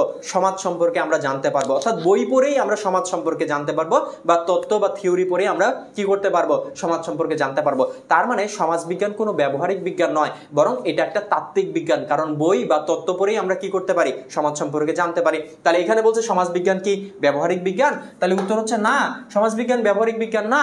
এরপরে বলা হচ্ছে দেখো সমাজবিজ্ঞান কি, সমাজবিজ্ঞান কি আদর্শনিষ্ঠ বিজ্ঞান, না সমাজবিজ্ঞান আদর্শনিষ্ঠ বিজ্ঞানও না। তাহলে সমাজবিজ্ঞান কি হবে ভাইয়া, সেটা হচ্ছে বস্তুনিষ্ঠ বিজ্ঞান। এখন বস্তুনিষ্ঠ বিজ্ঞান কাকে বলা হয়, যেই বিজ্ঞানটা হচ্ছে সমাজের উৎপত্তি, বিকাশ, উদ্ভব, ঠিক আছে, এই সব বিষয় নিয়ে আলোচনা করে, সেটাকে বলা হয় বস্তুনিষ্ঠ বিজ্ঞান। তাহলে সমাজবিজ্ঞান কি করে, সমাজের উৎপত্তি, সমাজের বিকাশ, ঠিক আছে, সমাজের উত্থান পতন, এই বিষয়গুলো নিয়ে আলোচনা করে, এই জন্য এটাকে বলা হয় বস্তুনিষ্ঠ বিজ্ঞান। কি বলা হয় ভাইয়া, বস্তুনিষ্ঠ বিজ্ঞান বলা হয় আর কি। ঠিক আছে, বোঝা গেছে আমার কথা, কি বললাম? তাহলে কি বলতেছে, সমাজবিজ্ঞান হচ্ছে আমাদের একটা বস্তুনিষ্ঠ বিজ্ঞান। ওকে, আচ্ছা আসো, এরপরে বলা হচ্ছে সমাজবিজ্ঞান হচ্ছে মূল্যবোধ নিরপেক্ষ বিজ্ঞান বলা হয়। একটু আগেই বললাম সমাজবিজ্ঞানকে মূল্যবোধ নিরপেক্ষ বলা হয়, কারণ সমাজবিজ্ঞান মন্তব্য করার ক্ষেত্রে নিরপেক্ষ থাকে, অর্থাৎ মন্তব্য সে করে না যে কোন জিনিসটা সমাজের জন্য ভালো কোনটা খারাপ, এই ধরনের মন্তব্য সে করে না। মন্তব্য করার জন্য সে কি করে, যে নিরপেক্ষ থাকে। তাহলে উত্তর কি হবে ভাইয়া, সমাজবিজ্ঞান হচ্ছে মূল্যবোধ নিরপেক্ষ বিজ্ঞান বলা হয়। কেন? তাহলে বলছে সমাজের মূল্যবোধ নিয়ে আলোচনা করে, এই জন্য মূল্যবোধ নিরপেক্ষ বিজ্ঞান বলে, নাকি হচ্ছে সমাজের সকল বিষয়ের ভাবাবেগ দ্বারা মূল্যায়ন করে, এই জন্য বলা হয়, নাকি সমাজের বাস্তবতা তুলে নিরপেক্ষভাবে বিশ্লেষণ করে। তাহলে উত্তর কি হবে, তোমরা সবাই বুঝতে পারছো, একটু আগেই বলছি যে মন্তব্য করার ক্ষেত্রে নিরপেক্ষ থাকে। তাহলে এই যে সমাজের বাস্তবতা তুলে ধরে কি করে, নিরপেক্ষভাবে সমাজকে বিশ্লেষণ করে, এই জন্য সমাজবিজ্ঞানকে বলা হয় মূল্যবোধ নিরপেক্ষ বিজ্ঞান। কি বলা হয়, মূল্যবোধ নিরপেক্ষ বিজ্ঞান বলা হয়। ঠিক আছে, আচ্ছা আসো, এরপরে আমরা যাব কোথায় যাব ভাইয়া, নেক্সট প্রশ্ন, আমাদের নেক্সট কোয়েশ্চেন বলছে দেখো সমাজবিজ্ঞানের কেন্দ্রীয় প্রত্যয় বলা হয় নিচের কোনটিকে, সমাজবিজ্ঞানের কেন্দ্রীয় প্রত্যয় বলা হয় নিচের কোনটিকে। তাহলে এটার উত্তর তোমরা করবা, এটার উত্তর কে করবে, তোমরা করবা। ঠিক আছে, এটার উত্তর তোমরা করো, আমাকে বলো যে সমাজবিজ্ঞান হচ্ছে, সমাজবিজ্ঞানের কেন্দ্রীয় প্রত্যয় কি, বলো দ্রুত, আমাকে একটু মেসেজ, আমাকে একটু কমেন্টে জানাও যে সমাজবিজ্ঞানের মৌল প্রত্যয় বলা হয় কাকে, সরি সমাজবিজ্ঞানের কেন্দ্রীয় প্রত্যয় কোনটা, সমাজবিজ্ঞানের কেন্দ্রীয় প্রত্যয় কোনটা। আচ্ছা তোমরা কিন্তু শেয়ার করতেছো না, 586-তে আটকা রাখছো। ঠিক আছে, গান শোনাবো না, 1000 প্লাস হলে গান শোনাইতাম, কিন্তু এখন আর অপশন নাই। 1000 প্লাস শেয়ার হলে শেষ পর্যন্ত গান শোনাবো নি, না হলে তো কিছু করার নাই। ঠিক আছে, আচ্ছা এটা সমাজবিজ্ঞান ক্লাস হচ্ছে, সোসিওলজি ক্লাস হচ্ছে। ওকে, আচ্ছা তাহলে দেখো, ওকে সবাই উত্তর করতেছো, সবাই 12-র কি হবে, এ হবে, এ হবে, এ হবে বলতেছে অনেকে, আবার হচ্ছে সুমাইয়া বলতেছে গ হবে, ওকে, মিম বলতেছে গ হবে, তারপরে মারিয়া জান্নাত বলতেছে গ হবে, ওকে, তারপরে হচ্ছে আর কই কমেন্ট কই, আচ্ছা প্রিয়ন্তী বলতেছে গ হবে মনে হয়, ওকে ওকে ওকে, আচ্ছা রিশাদ বলছে ভাইয়া আমি তো নিজেই 200 শেয়ার দিলাম। আচ্ছা আচ্ছা, তো তুমি কি একাই সবকিছু নিয়ে যাবা রিশাদ, বাকিদেরকে নিতে দিবা না? তোমার বন্ধুরা তো কিছুই করতেছে না, তাহলে ওরা কি নিবে না, নাকি ওদের দরকার নেই? সম্ভবত দরকার নেই মনে হয়, এই জন্য করতেছে না। আসো তাহলে সমাজবিজ্ঞানের কেন্দ্রীয় প্রত্যয় বলা হয় কোনটাকে ভাইয়া, সমাজবিজ্ঞানের কেন্দ্রীয় প্রত্যয় বলা হয় সমাজ কাঠামোকে। কি বলা হয়, সমাজ কাঠামোকে। এখন কথা হচ্ছে সমাজ কাঠামোটা কি ভাইয়া, সমাজ কাঠামো বলতে বোঝাচ্ছে সমাজের যে রাজনৈতিক বিষয়, সমাজের যে ধর্মীয় বিষয়, ঠিক আছে, সমাজের রাজনৈতিক, ধর্মীয় এবং হচ্ছে কি আমাদের নানান ধরনের যে বিষয়গুলো আছে, এগুলোকে এক্স্যাক্টলি আমরা বলতেছি সমাজ কাঠামো। কি বলা হচ্ছে, সমাজ কাঠামো মূলত বলা হচ্ছে আর কি। তাহলে দেখো সমাজবিজ্ঞানের কেন্দ্রীয় প্রত্যয় বলা হয় সমাজ কাঠামোকে। আর মনে রাখবা এই সমাজ কাঠামোর মূল ভিত্তি, সমাজ কাঠামোর মূল ভিত্তি হচ্ছে পারস্পরিক সম্পর্ক। কি বলতো, পারস্পরিক সম্পর্ক। ঠিক আছে, পারস্পরিক সম্পর্ক, পারস্পরিক সম্পর্ক। তাহলে এইটাকে বলা হয় সমাজ কাঠামোর কি মূল ভিত্তি। তাহলে এখানে আসো, আমি সাইড নোট দিয়ে রাখছি তোমাদের জন্য।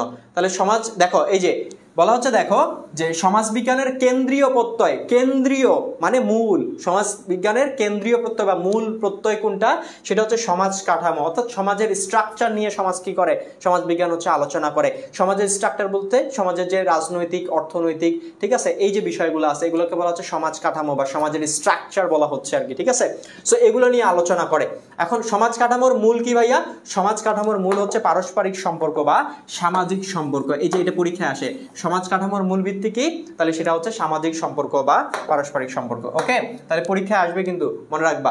আচ্ছা, নেক্সটে দেখো, বলছে সমাজবিজ্ঞানকে গতিশীলতা এবং স্থিতিশীলতার বিজ্ঞান কে বলেছে? সমাজবিজ্ঞানকে গতিশীলতা এবং স্থিতিশীলতার বিজ্ঞান কে বলেছে? তাহলে কে বলেছে বলো তো? সমাজবিজ্ঞানকে কে বলেছে বলো? সমাজবিজ্ঞানকে স্থিতিশীলতা এবং গতিশীলতার বিজ্ঞান কে বলেছে? সমাজবিজ্ঞানকে স্থিতিশীলতা এবং গতিশীলতার বিজ্ঞান কে বলেছে? তাহলে দেখো আমি বলে দিই, দেখো সমাজবিজ্ঞানকে গতিশীলতা এবং স্থিতিশীলতার বিজ্ঞান বলে আখ্যায়িত করেছে কে? সেটা হচ্ছে অগাস্ট কোত। কে ভাইয়া বলো তো? অগাস্ট কোত। এখন কথা হচ্ছে অগাস্ট কোত সামাজিক গতিশীলতা আর স্থিতিশীলতা বলতে আসলে কি বুঝাইছেন? আসো আমি একটু বলি তোমাদেরকে। দেখো অগাস্ট কোত বলতেছে, অগাস্ট কোত সমাজের পরিধি বিশ্লেষণ করতে গিয়ে সমাজবিজ্ঞানকে কি করে, যে দুই ভাগে বিভক্ত করে। তিনি বলছেন একটা হচ্ছে সামাজিক গতিশীলতা আর একটা হচ্ছে সামাজিক স্থিতিশীলতা। তাহলে সামাজিক গতিশীলতা কি ভাইয়া? সামাজিক গতিশীলতা বলতে তিনি বোঝাচ্ছেন যে সমাজের যে বিভিন্ন ধরনের প্রতিষ্ঠানগুলো আছে এগুলো হচ্ছে পরিবর্তনশীল, আর এই পরিবর্তনশীলতাকে তিনি বলতেছেন গতিশীলতা। আর সামাজিক স্থিতিশীলতা বলতে বোঝাচ্ছেন সমাজের যে বিভিন্ন ধরনের প্রতিষ্ঠানগুলো আছে এগুলোর সম্পর্কগুলো হচ্ছে স্থির, আর এটাকে তিনি বলতেছেন সামাজিক স্থিতিশীলতা। বিষয়টা কেমন একটু ক্লিয়ার করি। ধরো যে পরিবার হচ্ছে কি আমাদের একটা যে প্রতিষ্ঠান, সমাজের একটা প্রতিষ্ঠান হচ্ছে পরিবার, বিবাহ, জ্ঞাতি সম্পর্ক। তাহলে দেখো তোমার পরিবারের সাথে তোমার সম্পর্কটা স্থির নাকি পরিবর্তনশীল? অবশ্যই স্থির। তোমার বাবা, আজকে যে তোমার বাবা, কালকে কি সে তোমার চাচা হয়ে যাবে? বা কাল পরশুদিন কি তোমার শ্বশুর আব্বা হয়ে যাবে? হবে না। তোমার বাবা তোমার বাবাই থাকবে। তার মানে তোমার বাবার সাথে তোমার সম্পর্কটা স্থির। আবার তোমার পরিবার কি, আজকে তোমার পরিবার, কালকে কি তোমার ওইটা শ্বশুর বাড়ি হয়ে যাবে? আজকে তোমার বাবার বাড়ি, কালকে কি শ্বশুর বাড়ি হবে? পরশুদিন কি চাচার বাড়ি হয়ে যাবে? হবে না, তাই না? তাহলে এই যে একটা প্রতিষ্ঠানের সাথে একটা মানুষের বা একটা প্রতিষ্ঠানের সাথে, ধরো তুমি বিয়ে করছো, তাহলে তোমার বাবার বাড়ির সাথে তোমার শ্বশুর বাড়ির যে সম্পর্ক, এই সম্পর্কটা কি আজকে শ্বশুর বাড়ির সম্পর্ক আছে, কালকে কি মানে আলাদা সম্পর্ক হয়ে যাবে? হয় না সচরাচর, তাই না? সো দেখো যে একটা প্রতিষ্ঠানের সাথে আরেকটা প্রতিষ্ঠানের সম্পর্কটা স্থির, একটা মানুষের সাথে একটা প্রতিষ্ঠানের সম্পর্ক স্থির, একটা মানুষের সাথে আরেকটা মানুষের সম্পর্কটা কি স্থির। তাহলে এই যে স্থির, এইটাকেই তিনি বলতেছেন সামাজিক স্থিতিশীলতা। অর্থাৎ অগাস্ট কোত বলতেছেন সমাজের মধ্যে যে বিভিন্ন প্রতিষ্ঠানগুলো আছে এই প্রতিষ্ঠানগুলোর মধ্যে যে সম্পর্ক, এই সম্পর্কটা হচ্ছে আমাদের স্থির, এটাকে তিনি বলতেছেন সামাজিক স্থিতিশীলতা। আর সামাজিক গতিশীলতা কি? সমাজের যে বিভিন্ন ধরনের প্রতিষ্ঠানগুলো আছে এগুলো প্রতিনিয়ত পরিবর্তন হচ্ছে। যেমন আমাদের শুরুর দিকে আমরা যদি প্রাচীনকালের কথা বলি, তখনকার যে আমাদের পরিবার ব্যবস্থা এটা কিন্তু এত বেশি উন্নত ছিল না। তখনকার পরিবার ব্যবস্থা ছিল কি বিশৃঙ্খল, ঠিক আছে, শৃঙ্খলা ছিল না, ভারসাম্য ছিল না। কিন্তু বর্তমানকার পরিবার ব্যবস্থা কিন্তু অত্যন্ত আধুনিক। তাহলে তখনকার পরিবার ব্যবস্থা এখনকার পরিবার ব্যবস্থা আলাদা। পরিবার ব্যবস্থা কি হচ্ছে? বিবর্তিত হয়েছে, মানে পরিবর্তন হচ্ছে। তাহলে প্রতিনিয়ত কি হচ্ছে? সমাজের বিভিন্ন প্রতিষ্ঠানগুলো প্রতিনিয়ত কি হচ্ছে? পরিবর্তন হচ্ছে। আর এই পরিবর্তনটাকে তিনি বলতেছেন সামাজিক গতিশীলতা। কি বলতেছেন? সামাজিক গতিশীলতা। তাহলে প্রশ্ন আসবে সমাজবিজ্ঞানকে সামাজিক গতিশীলতা এবং স্থিতিশীলতার বিজ্ঞান কে বলেছেন? তাহলে এটা হচ্ছে অগাস্ট কোত। কে ভাইয়া বলো তো? অগাস্ট কোত বলেছে, ঠিক আছে। আচ্ছা, এরপরে আমরা যাব কাদের মধ্যে সর্বপ্রথম সমাজ সম্পর্কিত চিন্তা ভাবনাটা লক্ষ্য করা যায়। তাহলে মনে রাখবা সর্বপ্রথম সমাজ সম্পর্কিত চিন্তা ভাবনা লক্ষ্য করা যায় গ্রিক দার্শনিকদের মধ্যে। কাদের মধ্যে ভাইয়া? গ্রিক দার্শনিকদের মধ্যে। হ্যাঁ, গ্রিক দার্শনিকের মধ্যে হচ্ছে কি এরিস্টটল এবং প্লেটো, এদের মধ্যে সর্বপ্রথম সমাজ সম্পর্কিত চিন্তা ভাবনাটা আমাদের লক্ষ্য করা যায়, ঠিক আছে। দেখো মনে রাখবা গ্রিক দার্শনিক এরিস্টটল এবং প্লেটো, এদের মধ্যে সর্বপ্রথম কি করা যায়? সমাজ সম্পর্কিত চিন্তা ভাবনাটা লক্ষ্য করা যায়। অর্থাৎ সর্বপ্রথম সমাজকে নিয়ে চিন্তা ভাবনা করে এরিস্টটল এবং প্লেটো। এখানে একটা গুরুত্বপূর্ণ জিনিস তোমাদেরকে শিখাই দেয় আমি, সেটা হচ্ছে ভাইয়া কি, সেটা হচ্ছে দেখো যে এরিস্টটলের একটা, দেখো এখানে প্লেটোর একটা বিখ্যাত গ্রন্থ আছে যেটার নাম হচ্ছে দি রিপাবলিক। কি নাম? দি রিপাবলিক, ঠিক আছে। তাহলে প্রশ্ন আসবে, এই গ্রন্থটা খুব ভালোভাবে মনে রাখবা, খুবই গুরুত্বপূর্ণ, পরীক্ষায় আসে, অনেকবার আসছে, ইভেন বিশ্ববিদ্যালয়ে ভর্তি পরীক্ষায় আসছে, চাকরির পরীক্ষায়ও আসে, ঠিক আছে, বিসিএস এর মতো জায়গায়ও এই প্রশ্ন আসছে। তাহলে দি রিপাবলিক এই গ্রন্থটার লেখককে প্লেটো। কে ভাইয়া বলো তো? প্লেটো, ঠিক আছে। দি রিপাবলিক এই গ্রন্থটার লেখক হচ্ছে প্লেটো। এরপরে আমাদের এরিস্টটলের একটা বিখ্যাত গ্রন্থ আছে যেটা নাম হচ্ছে দি পলিটিক্স। কি নাম? দি পলিটিক্স। ওকে, তাহলে দি পলিটিক্স এই গ্রন্থটার লেখককে এরিস্টটল, এই গ্রন্থটার লেখককে ভাইয়া এরিস্টটল। তাহলে দেখো কাদের মধ্যে সর্বপ্রথম সমাজ সম্পর্কিত চিন্তা ভাবনা লক্ষ্য করা যায়? গ্রিক দার্শনিকদের মধ্যে। গ্রিক দার্শনিক এরিস্টটল এবং প্লেটোর মধ্যে সর্বপ্রথম লক্ষ্য করা যায়। তাহলে প্লেটোর একটা বিখ্যাত গ্রন্থ আছে যেটার নাম হচ্ছে দি রিপাবলিক, আর এরিস্টটলের একটা বিখ্যাত গ্রন্থ আছে যেটার নাম হচ্ছে দি পলিটিক্স। এখন দেখো প্লেটো এরিস্টটলের মধ্যে একটা সম্পর্ক আছে, সম্পর্কটা বুঝাই দেই তাহলে বুঝতে, এটা পরীক্ষায় আসে অনেক সময়। দেখো এই সম্পর্কটা মনে রাখার জন্য SPAA এই বিষয়টা মনে রাখবা। দেখো আমি বলে দেই, এই এস তে হচ্ছে সক্রেটিস, এই এস থেকে সক্রেটিস, আর এই পি তে হচ্ছে প্লেটো, পি থেকে প্লেটো। প্রথম এটাতে হচ্ছে অ্যারিস্টটল, প্রথম এ হচ্ছে অ্যারিস্টটল, আর এই যে পরের যে এই এ হচ্ছে Alexander the great, Alexander the great. তাহলে দেখো আলেকজান্ডারের শিক্ষক ছিল অ্যারিস্টটল, আলেকজান্ডারের শিক্ষক কে ছিল? অ্যারিস্টটল। অ্যারিস্টটলের শিক্ষক ছিল প্লেটো, কে ছিল? প্লেটো। আবার প্লেটোর শিক্ষক ছিল সক্রেটিস। তাহলে পরীক্ষায় আসে প্লেটোর শিক্ষক কে ছিল? সক্রেটিস, সক্রেটিসের ছাত্র কে ছিল? প্লেটো। এভাবে পরীক্ষা আসে। আবার প্রশ্ন আসবে প্লেটোর ছাত্র কে ছিল? অ্যারিস্টটল, অ্যারিস্টটলের শিক্ষক কে ছিল? প্লেটো। তারপরে অ্যারিস্টটলের ছাত্র কে ছিল? আলেকজান্ডার, আলেকজান্ডারের শিক্ষক কে ছিল? অ্যারিস্টটল। তাহলে খুব ভালোভাবে মনে রাখবা, এটা হচ্ছে সক্রেটিস, প্লেটো, অ্যারিস্টটল, আলেকজান্ডার। তাহলে আলেকজান্ডারের শিক্ষক ছিল অ্যারিস্টটল, অ্যারিস্টটলের শিক্ষক ছিল প্লেটো, প্লেটোর শিক্ষক ছিল সক্রেটিস। ওকে, তাহলে এই হচ্ছে আলেকজান্ডার, প্লেটো, অ্যারিস্টটল আর সক্রেটিসের মধ্যে সম্পর্ক। খুবই গুরুত্বপূর্ণ, পরীক্ষায় আসে অনেকবার। ঠিক আছে, তাহলে কাদের মধ্যে সর্বপ্রথম সমাজ সম্পর্কিত চিন্তা ভাবনা লক্ষ্য করা যায়? গ্রিক দার্শনিক, গ্রিক দার্শনিক অ্যারিস্টটল এবং প্লেটোর মধ্যে। ওকে, ঠিক আছে। আচ্ছা, এরপরে দেখো, বুঝতে পারছো কিনা একটু আমাকে কমেন্ট করে জানাও তো সবাই একটু। শেয়ার, আমি কিন্তু শেয়ার করতেছো না, আমি কিন্তু খুবই মন খারাপ করছি, তোমরা শেয়ার করতেছো না। এত বিস্তারিত পড়ানোর পরেও তোমরা শেয়ার করতেছো না আর কি, তাহলে খুব কষ্ট লাগে আর কি, বুঝছো। আমি, আমার ক্লাস ছিল 4:30টার দিকে পেইড ব্যাচে, 4:30 থেকে 6টা পর্যন্ত ক্লাস নেওয়ার পরে 1.5 ঘন্টা আমি বসেছিলাম। আমার কি পরিমাণে খারাপ লাগতেছে আমি তোমাদেরকে এখনো বুঝাইতে পারবো না। ঠিক আছে, আজকে আমি খুব বেশি একটা সুস্থ না আর কি, অসুস্থতার মধ্যে আছে, আমাকে দেখলেই তোমরা বুঝতে পারবা। সো আমি তোমাদের এই অসুস্থতা নিয়েও আমি তোমাদের জন্য 1.5 ঘন্টা বসেছিলাম শুধু ক্লাস নেওয়ার জন্য, এবং এখন ক্লাস নিচ্ছি সম্পূর্ণ দাঁড়ায়, বসারও কোনো সুযোগ নেই আমার, অনেক বসতে ইচ্ছে করতেছে, বাট আমি বসলেই মনে করো যে তোমাদেরকে ভালোভাবে পড়াইতে পারবো না, এই জন্য বসতেছি না। সো এত স্যাক্রিফাইসের পরেও, এত কষ্ট সহ্য করে নিজে ক্লাস নেওয়ার পরেও তোমরা যদি শেয়ার না করো খুব খারাপ লাগে আর কি, বুঝতে পারছো। সো খুব খারাপ লাগে। আর আমি যেভাবে বিস্তারিত পড়াইতেছি এরকম বিস্তারিত ক্লাস পাবা না তুমি, ঠিক আছে, খুঁজে দেখবা যে এরকম বিস্তারিত ক্লাস তুমি পাবা না, তোমাকে আমি বলতে পারি আর কি, ঠিক আছে, যে এরকম বিস্তারিতভাবে তোমাকে বলে দিবে না, আশেপাশের বিষয়গুলো বলে না আর কি সচরাচর। হ্যাঁ, আচ্ছা, যাই হোক, তো আমি আরেকবার একটু বলে দিই তোমাদেরকে, আমাদের ফাইনাল রিভিশন ব্যাচ এবং এক্সাম ব্যাচ দুইটাই কিন্তু চালু আছে। তোমাদেরকে আমি বলবো শেষ মুহূর্তের সেরা প্রস্তুতি নিতে চাইলে তোমরা কিন্তু কি করতে পারো, যে আমাদের এই কোর্সগুলোতে ভর্তি হতে পারো। 25, 26 দুই ব্যাচের স্টুডেন্টই ভর্তি হতে পারবা। তাহলে ভর্তি হলে সুবিধা কি? সুবিধা হচ্ছে এক্সাম ব্যাচে ভর্তি হলে তুমি যত বেশি পরীক্ষার আগে এক্সাম দিবা তত বেশি তুমি দক্ষ হয়ে উঠবা। কিসের ক্ষেত্রে? যে তোমার কোন কোন জায়গাগুলোতে ল্যাকিংস আছে সেই বিষয়গুলো তুমি ধরতে পারবা, কোন বিষয়গুলোতে সংশোধন করতে হবে, কোন বিষয়গুলোতে বেশি করে ফোকাস করতে হবে, এই সব কিছু তুমি ধরতে পারবা। যত বেশি পরীক্ষা দিবা তত বেশি দক্ষ হয়ে উঠবা আর কি, ঠিক আছে। এবং এটা তোমার কাজে লাগবে কখন জানো? যখন পরীক্ষার হলে যাবা তখন কাজে লাগবে। আর তোমার FRB 3.1 কোর্সটা কেন জরুরি তোমার জন্য? কারণ তুমি মনে করতেছো যে ভাই আমি নিজে পড়লেও এখন পারবো। দেখো, নিজে পড়ে যদি সবকিছু পারা যাইতো তাহলে স্কুল কলেজগুলো প্রতিষ্ঠা করা হইতো না ভাইয়া, ঠিক আছে, শিক্ষকের প্রয়োজন হইতো না। তাহলে একজন শিক্ষক যখন তোমাকে একটা জিনিস পড়ায় দিবে তখন কিন্তু ওই জিনিসটা তোমার কাছে সহজ হয়ে যাবে, ফলে তুমি খুব দ্রুত ওই জিনিসটা বুঝে পড়তে পারবা, বা ওই জিনিসটা তোমার কি হয়ে যাবে?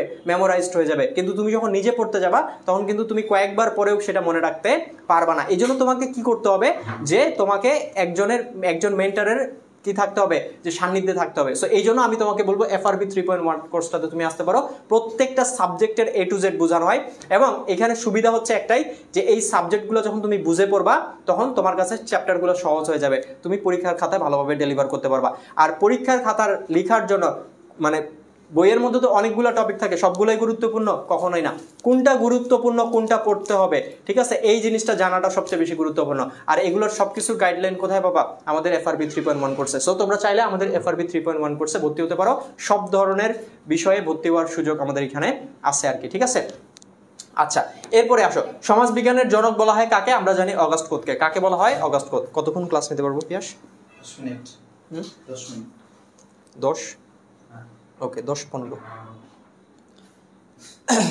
আচ্ছা, আসো ভাইয়া, তাহলে আমরা পরেরটাতে আসি আর কি। হ্যাঁ,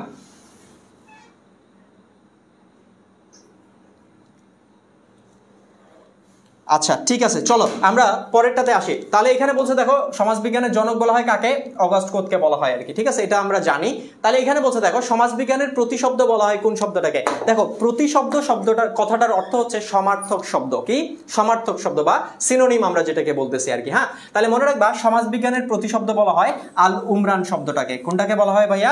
আল উমরান শব্দটাকে, যেটা হচ্ছে ইবনে খালদুন কি করেন, তার যে কিতাব আল ইবার, ইবনে খালদুনের একটা বিখ্যাত গ্রন্থ আছে যেটা যেটা নাম হচ্ছে কিতাব আল ইবার, কিতাব আল ইবার, ঠিক আছে, কিতাব আল ইবার।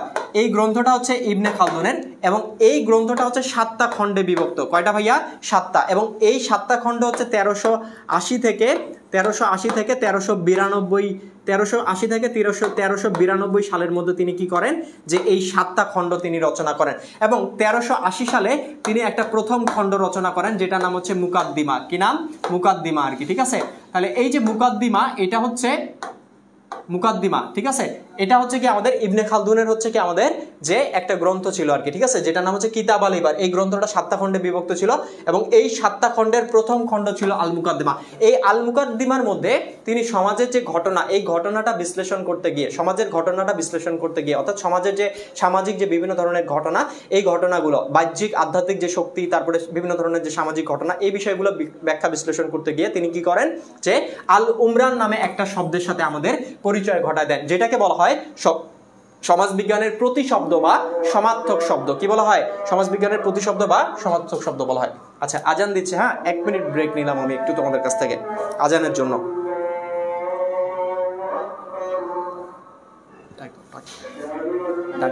বাইরে ডাক দাও।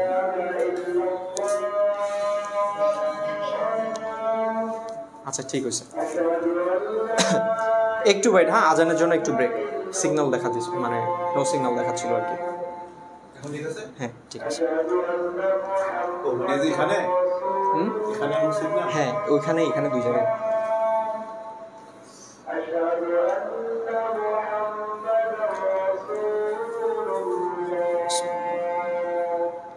আচ্ছা, আজানের জন্য একটু ব্রেক, হ্যাঁ, একটু জাস্ট 1 মিনিট, শেষ হোক আজানটা।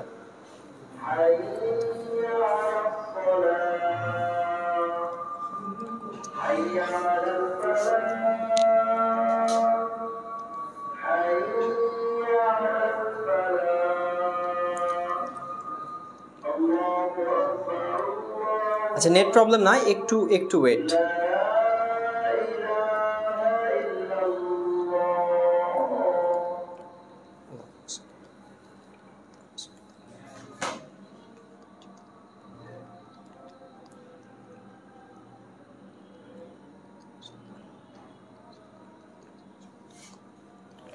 ওকে, চলে আসো ভাইয়া, আমরা হচ্ছে কোথায় যাব, পরবর্তীতে যাওয়ার চেষ্টা করি। তাহলে আল উমরান এই শব্দটাকে কি বলা হয়? সমাজবিজ্ঞানের প্রতিশব্দ বলা হয় আর কি, হ্যাঁ।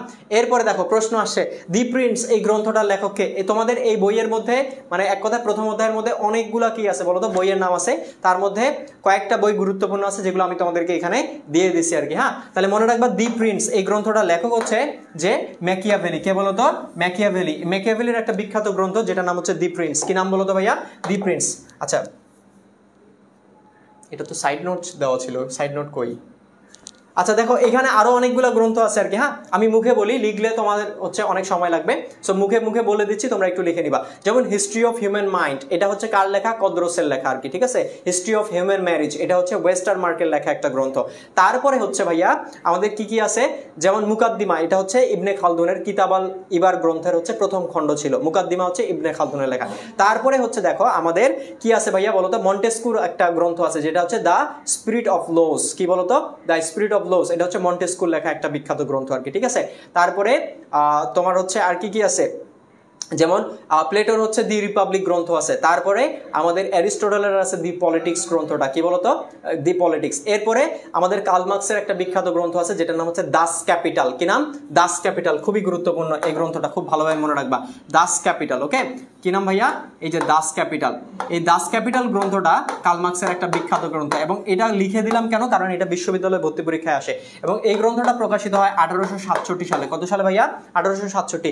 কার্ল মার্কসের আরো একটা গ্রন্থ আছে যেটার নাম হচ্ছে দি কমিউনিস্ট ম্যানিফেস্টো। দি কমিউনিস্ট ম্যানিফেস্টো। কি নাম বলতো? দি কমিউনিস্ট ম্যানিফেস্টো। মনে রাখবা এই গ্রন্থগুলা, ঠিক আছে, এগুলো পরীক্ষায় আসে কিন্তু। এরপরে হচ্ছে আমাদের চার্লস ডারউইনের একটা গ্রন্থ আছে যেটার নাম হচ্ছে দ্য অরিজিন অফ স্পেসিস, ঠিক আছে। এটা হচ্ছে চার্লস ডারউইনের একটা গ্রন্থ যেটা 1759 সালে বা 1759 বা 1859 সালে একটা রচনা করা হয় আর কি, হ্যাঁ। আচ্ছা, এখানে একটা জিনিস বলে রাখি, মনে রাখবা বিবর্তনের জনক যদি বলে, যদি তোমাকে প্রশ্নে বলে যে বিবর্তন, ঠিক আছে, বিবর্তনের জনক, বিবর্তন এর জনক কে? তাহলে উত্তর হচ্ছে চার্লস ডারউইন। কিন্তু বিবর্তন কথাটার সামনে যদি সামাজিক কথাটা যুক্ত করে দেয়, কি যুক্ত করে? সামাজিক। তাহলে মনে রাখবা সামাজিক বিবর্তনের জনক হচ্ছে হারবার্ট স্পেন্সার। কে বলতো? Herbert Spencer. স্পেন্সার পরীক্ষায় আসে এবং বিশ্ববিদ্যালয় ভর্তি পরীক্ষার জন্য খুব গুরুত্বপূর্ণ এটা, এবারকার ঢাকা বিশ্ববিদ্যালয় ভর্তি পরীক্ষায় আসছিল। তাহলে দেখো সামাজিক বিবর্তন, ঠিক আছে, তাহলে বিবর্তনের জনক কি? শুধু বিবর্তন বলে উত্তর হচ্ছে চার্লস ডারউইন, কিন্তু যদি বলে সামাজিক বিবর্তনের জনককে, তার উত্তর হচ্ছে হারবার্ট স্পেন্সার। কে? Herbert Spencer. ওকে, তাহলে যেই গ্রন্থগুলোর নাম বললাম এই গ্রন্থগুলো লিখে নিবা খুব সুন্দর করে। আচ্ছা আসো, এরপরে আসো ভাইয়া, এরপরে আসো যে জীবদেহের সাথে সমাজদেহের তুলনা করে সামাজিক বিবর্তন সম্পর্ক আলোচনার সূত্রপাত করেন কে? সেটা হচ্ছে দেখো, সেটা কে করেন? সেটা হচ্ছে হারবার্ট স্পেন্সার। কে? হারবার্ট স্পেন্সার আর কি। হ্যাঁ, তাহলে হারবার্ট স্পেন্সার কি করছেন? জীবদেহের সাথে সমাজদেহকে তিনি তুলনা করছেন এবং তিনি বলতেছেন সমাজ ক্রমশ কি হচ্ছে?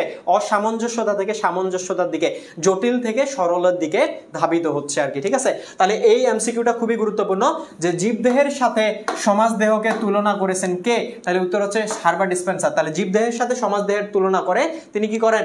বিবর্তন অর্থাৎ সমাজের বিবর্তন সংক্রান্ত আলোচনার সূত্রপাত করেন আর কি। কে এটা?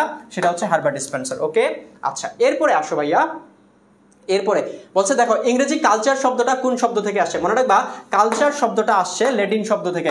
কালচার শব্দটা কোন শব্দ থেকে আসছে ভাইয়া? সেটা হচ্ছে ল্যাটিন শব্দ। ল্যাটিন শব্দ কলেরে থেকে। কোন শব্দ থেকে?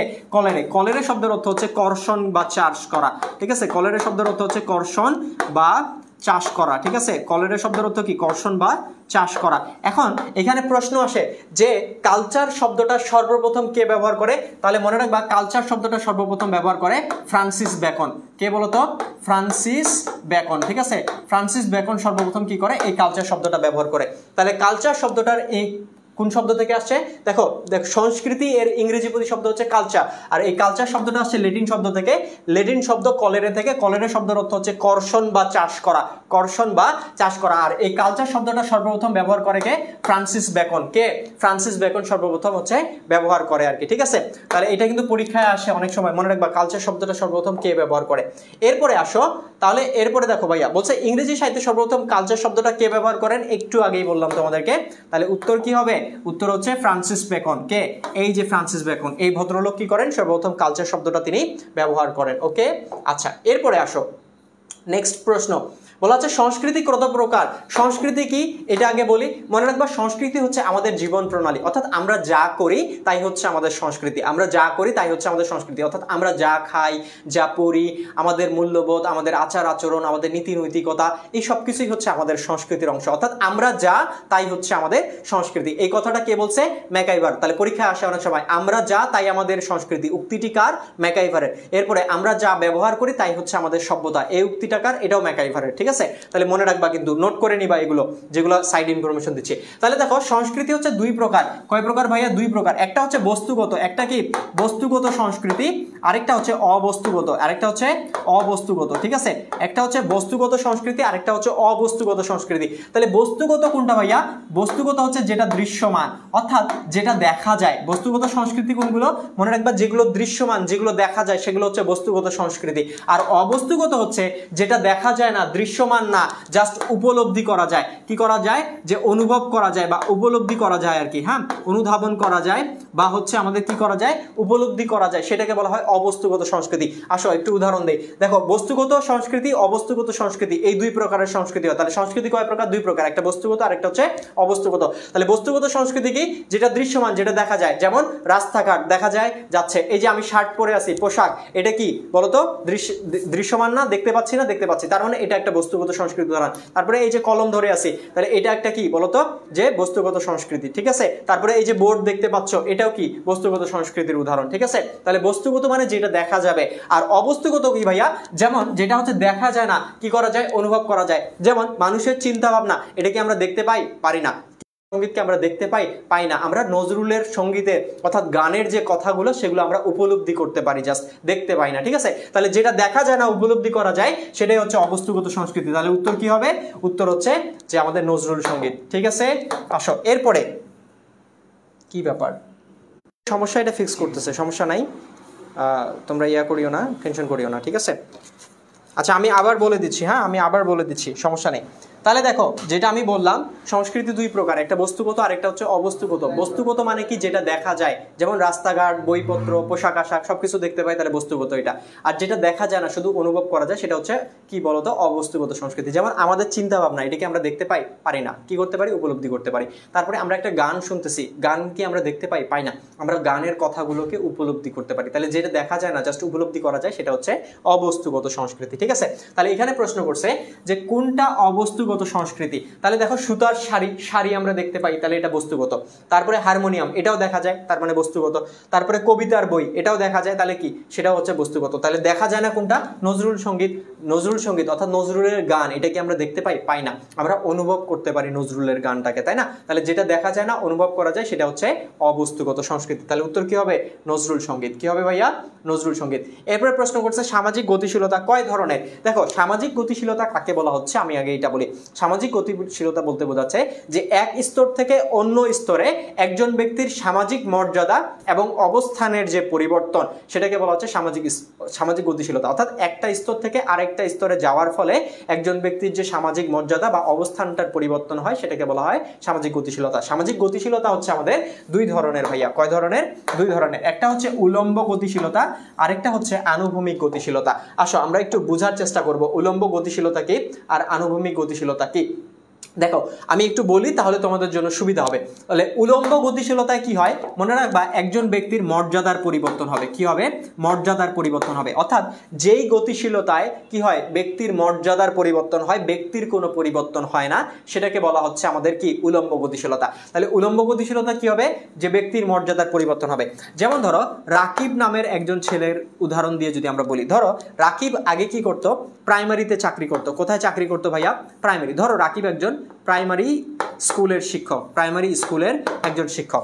তো প্রাইমারিতে থাকা অবস্থায় সে কি করছে, বিসিএস পরীক্ষা দিছে, দেওয়ার পরে সে হচ্ছে কি হয়েছে, বিসিএস এ হচ্ছে প্রশাসন ক্যাডারে সে হচ্ছে কি করছে, টিকে গেছে আর কি। এখন স্বভাবতই রাকিব কি করবে না, প্রাইমারি স্কুলের চাকরি আর করবে না, সে অবশ্যই বিসিএস এর মধ্যে যাওয়ার চেষ্টা করবে। তাহলে দেখো রাকিব যদি এখন প্রাইমারি চাকরি ছেড়ে দিয়ে বিসিএস এ যায়, তাহলে দেখো এক অবস্থা থেকে আরেক অবস্থায় গেল, তাহলে কিসের পরিবর্তন হইলো দেখো তো, আগে সে প্রাইমারি স্কুলে চাকরি করতো, এখন বিসিএস এ চাকরি করে। তাহলে প্রাইমারি স্কুলে চাকরির চেয়ে বিসিএস এর মর্যাদা অনেক বেশি। তার মানে দেখো মর্যাদার পরিবর্তন হইলো, আগে প্রাইমারি স্কুলে চাকরি করতো, এখন বিসিএস ক্যাডার হয়ে গেছে, তাহলে মর্যাদার পরিবর্তন হয়েছে। কিন্তু দেখো তো ব্যক্তির কি কোনো পরিবর্তন হয়েছে, বিসিএস আগে প্রাইমারিতে কে চাকরি করতো, রাকিব, এখন বিসিএস ক্যাডারকে রাকিব। তাহলে ব্যক্তির কোনো পরিবর্তন হয়নি, শুধু কিসের পরিবর্তন হয়েছে, মর্যাদার। অর্থাৎ আগে প্রাইমারিতে চাকরি করতো, এখন বিসিএস ক্যাডার হয়ে গেছে। তাহলে দেখো এই যে দেখো ব্যক্তির পরিবর্তন হয় না, শুধু মর্যাদার পরিবর্তন হয়, সেটাকে বলা হয় উলম্ব গতিশীলতা। কি বলা হয়, উলম্ব গতিশীলতা। এই যে দেখো উলম্ব গতিশীলতা বলা হয়, ঠিক আছে, সেটাকে কি বলা হয়, উলম্ব গতিশীলতা। এখন উলম্ব গতিশীলতা দুই ধরনের। কয় ধরনের, দুই ধরনের। একটা হচ্ছে ঊর্ধ্বমুখী উলম্ব গতিশীলতা, আর একটা হচ্ছে নিম্নমুখী উলম্ব গতিশীলতা। ঊর্ধ্বমুখী মানে কি, এই যে দেখো মানে নিচু পর্যায় থেকে যখন উঁচু পর্যায়ে যাবে, যেমন ধরো প্রাইমারি স্কুলের চাকরি থেকে বিসিএস এর চাকরি অনেক সম্মানের, তাহলে নিচু পর্যায় থেকে উঁচু পর্যায়ে গেছে, তাহলে এটা হচ্ছে ঊর্ধ্বমুখী, অর্থাৎ উপরের দিকে যাচ্ছে। আর যদি এরকম হয় বিসিএস ক্যাডার থেকে বিসিএস ক্যাডারের চাকরি চলে গেছে প্রাইমারিতে, মানে বিসিএস ক্যাডার ছেড়ে দিয়ে সে কি করছে, প্রাইমারিতে জয়েন করছে আর কি। যদি এরকম হয়, সচরাচর এরকম হয় না, কিন্তু যদি বিসিএস এর চাকরি ছেড়ে দিয়ে প্রাইমারিতে চলে আসে, তাহলে সেটা হচ্ছে নিম্নমুখী, অর্থাৎ উঁচু পর্যায় থেকে যদি নিচু পর্যায়ে আসে, তাহলে সেটা হচ্ছে নিম্নমুখী উলম্ব গতিশীলতা। আর নিচু পর্যায় থেকে যদি উঁচু পর্যায়ে যায়, তাহলে সেটা হচ্ছে ঊর্ধ্বমুখী উলম্ব গতিশীলতা। তাহলে যেটা উলম্ব গতিশীলতা, এখানে ব্যক্তির কোনো পরিবর্তন হয় না, ব্যক্তির কোনো পরিবর্তন হয় না। আগে প্রাইমারি স্কুলে চাকরি করতো রাকিব, এখন বিসিএস ক্যাডারকে রাকিব, অর্থাৎ ব্যক্তির কোনো পরিবর্তন হয়নি, কিন্তু মর্যাদার পরিবর্তন হয়েছে। আগে প্রাইমারিতে চাকরি করতো, এখন বিসিএস ক্যাডার হয়েছে। তাহলে উলম্ব গতিশীলতায় শুধু মর্যাদার পরিবর্তন হয়, ব্যক্তির কোনো পরিবর্তন হয় না। আর যেটা আনুভূমিক গতিশীলতা, যেটা কি, এই যে আনুভূমিক গতিশীলতা, সেই গতিশীলতায় কি হয়, যে এইখানে মর্যাদার কোনো পরিবর্তন হয় না, ব্যক্তির পরিবর্তন হবে। যেমন তালুকদারের ছেলে তালুকদার, ঠিক আছে, তালুকদারের ছেলে তালুকদার। আগে কে তালুকদার ছিল, বাবা, এখন তালুকদারকে ছেলে, ঠিক আছে, এখন তালুকদারকে ছেলে। তাহলে দেখো আগে বাবা ছিল এখন ছেলে, তাহলে ব্যক্তির পরিবর্তন হয়েছে, আগে ছিল বাবা এখন হয়েছে কে ছেলে, কিন্তু মর্যাদা কি, মর্যাদা হচ্ছে তালুকদার, ঠিক আছে। তাহলে আগে বাবা তালুকদার ছিল এখন ছেলে তালুকদার, তাহলে মর্যাদা ঠিকই আছে, মর্যাদা একই, কিন্তু ব্যক্তির পরিবর্তন হয়েছে। তাহলে যেখানে মর্যাদার পরিবর্তন হয় না, শুধু ব্যক্তির পরিবর্তন হয়, সেটাকে বলা হয় আনুভূমিক গতিশীলতা। আর যেখানে কি হয়, ব্যক্তির পরিবর্তন হয় না, মর্যাদার পরিবর্তন হয়, সেটাকে বলা হয় উলম্ব গতিশীলতা, ঠিক আছে। তাহলে এখানে প্রশ্ন করছে, দেখো দিনমজুর করিমের ছেলে মনির বিসিএস পরীক্ষায় উত্তীর্ণ হয়ে ম্যাজিস্ট্রেট হয়েছে। তাহলে আগে কি ছিল, এই যে দিনমজুর ছিল, কি ছিল বলতো, দিনমজুর। তাহলে দিনমজুর থেকে সে বিসিএস পরীক্ষা হয়েছে। তাহলে দেখো কে ছিল, করিমের ছেলে মনির। মনির কিন্তু আগে দিনমজুরের কাজ করতো তার বাবা, কিন্তু এখন সে কি হয়েছে, বিসিএস ক্যাডার হয়ে গেছে। তাহলে কে হয়েছে, মনিরই হয়েছে, ব্যক্তির কোনো পরিবর্তন হয়নি, জাস্ট সম্মানের পরিবর্তন হয়েছে, মর্যাদার পরিবর্তন হয়েছে। আগে দিনমজুর ছিল এখন বিসিএস ক্যাডার হয়ে গেছে, ঠিক আছে।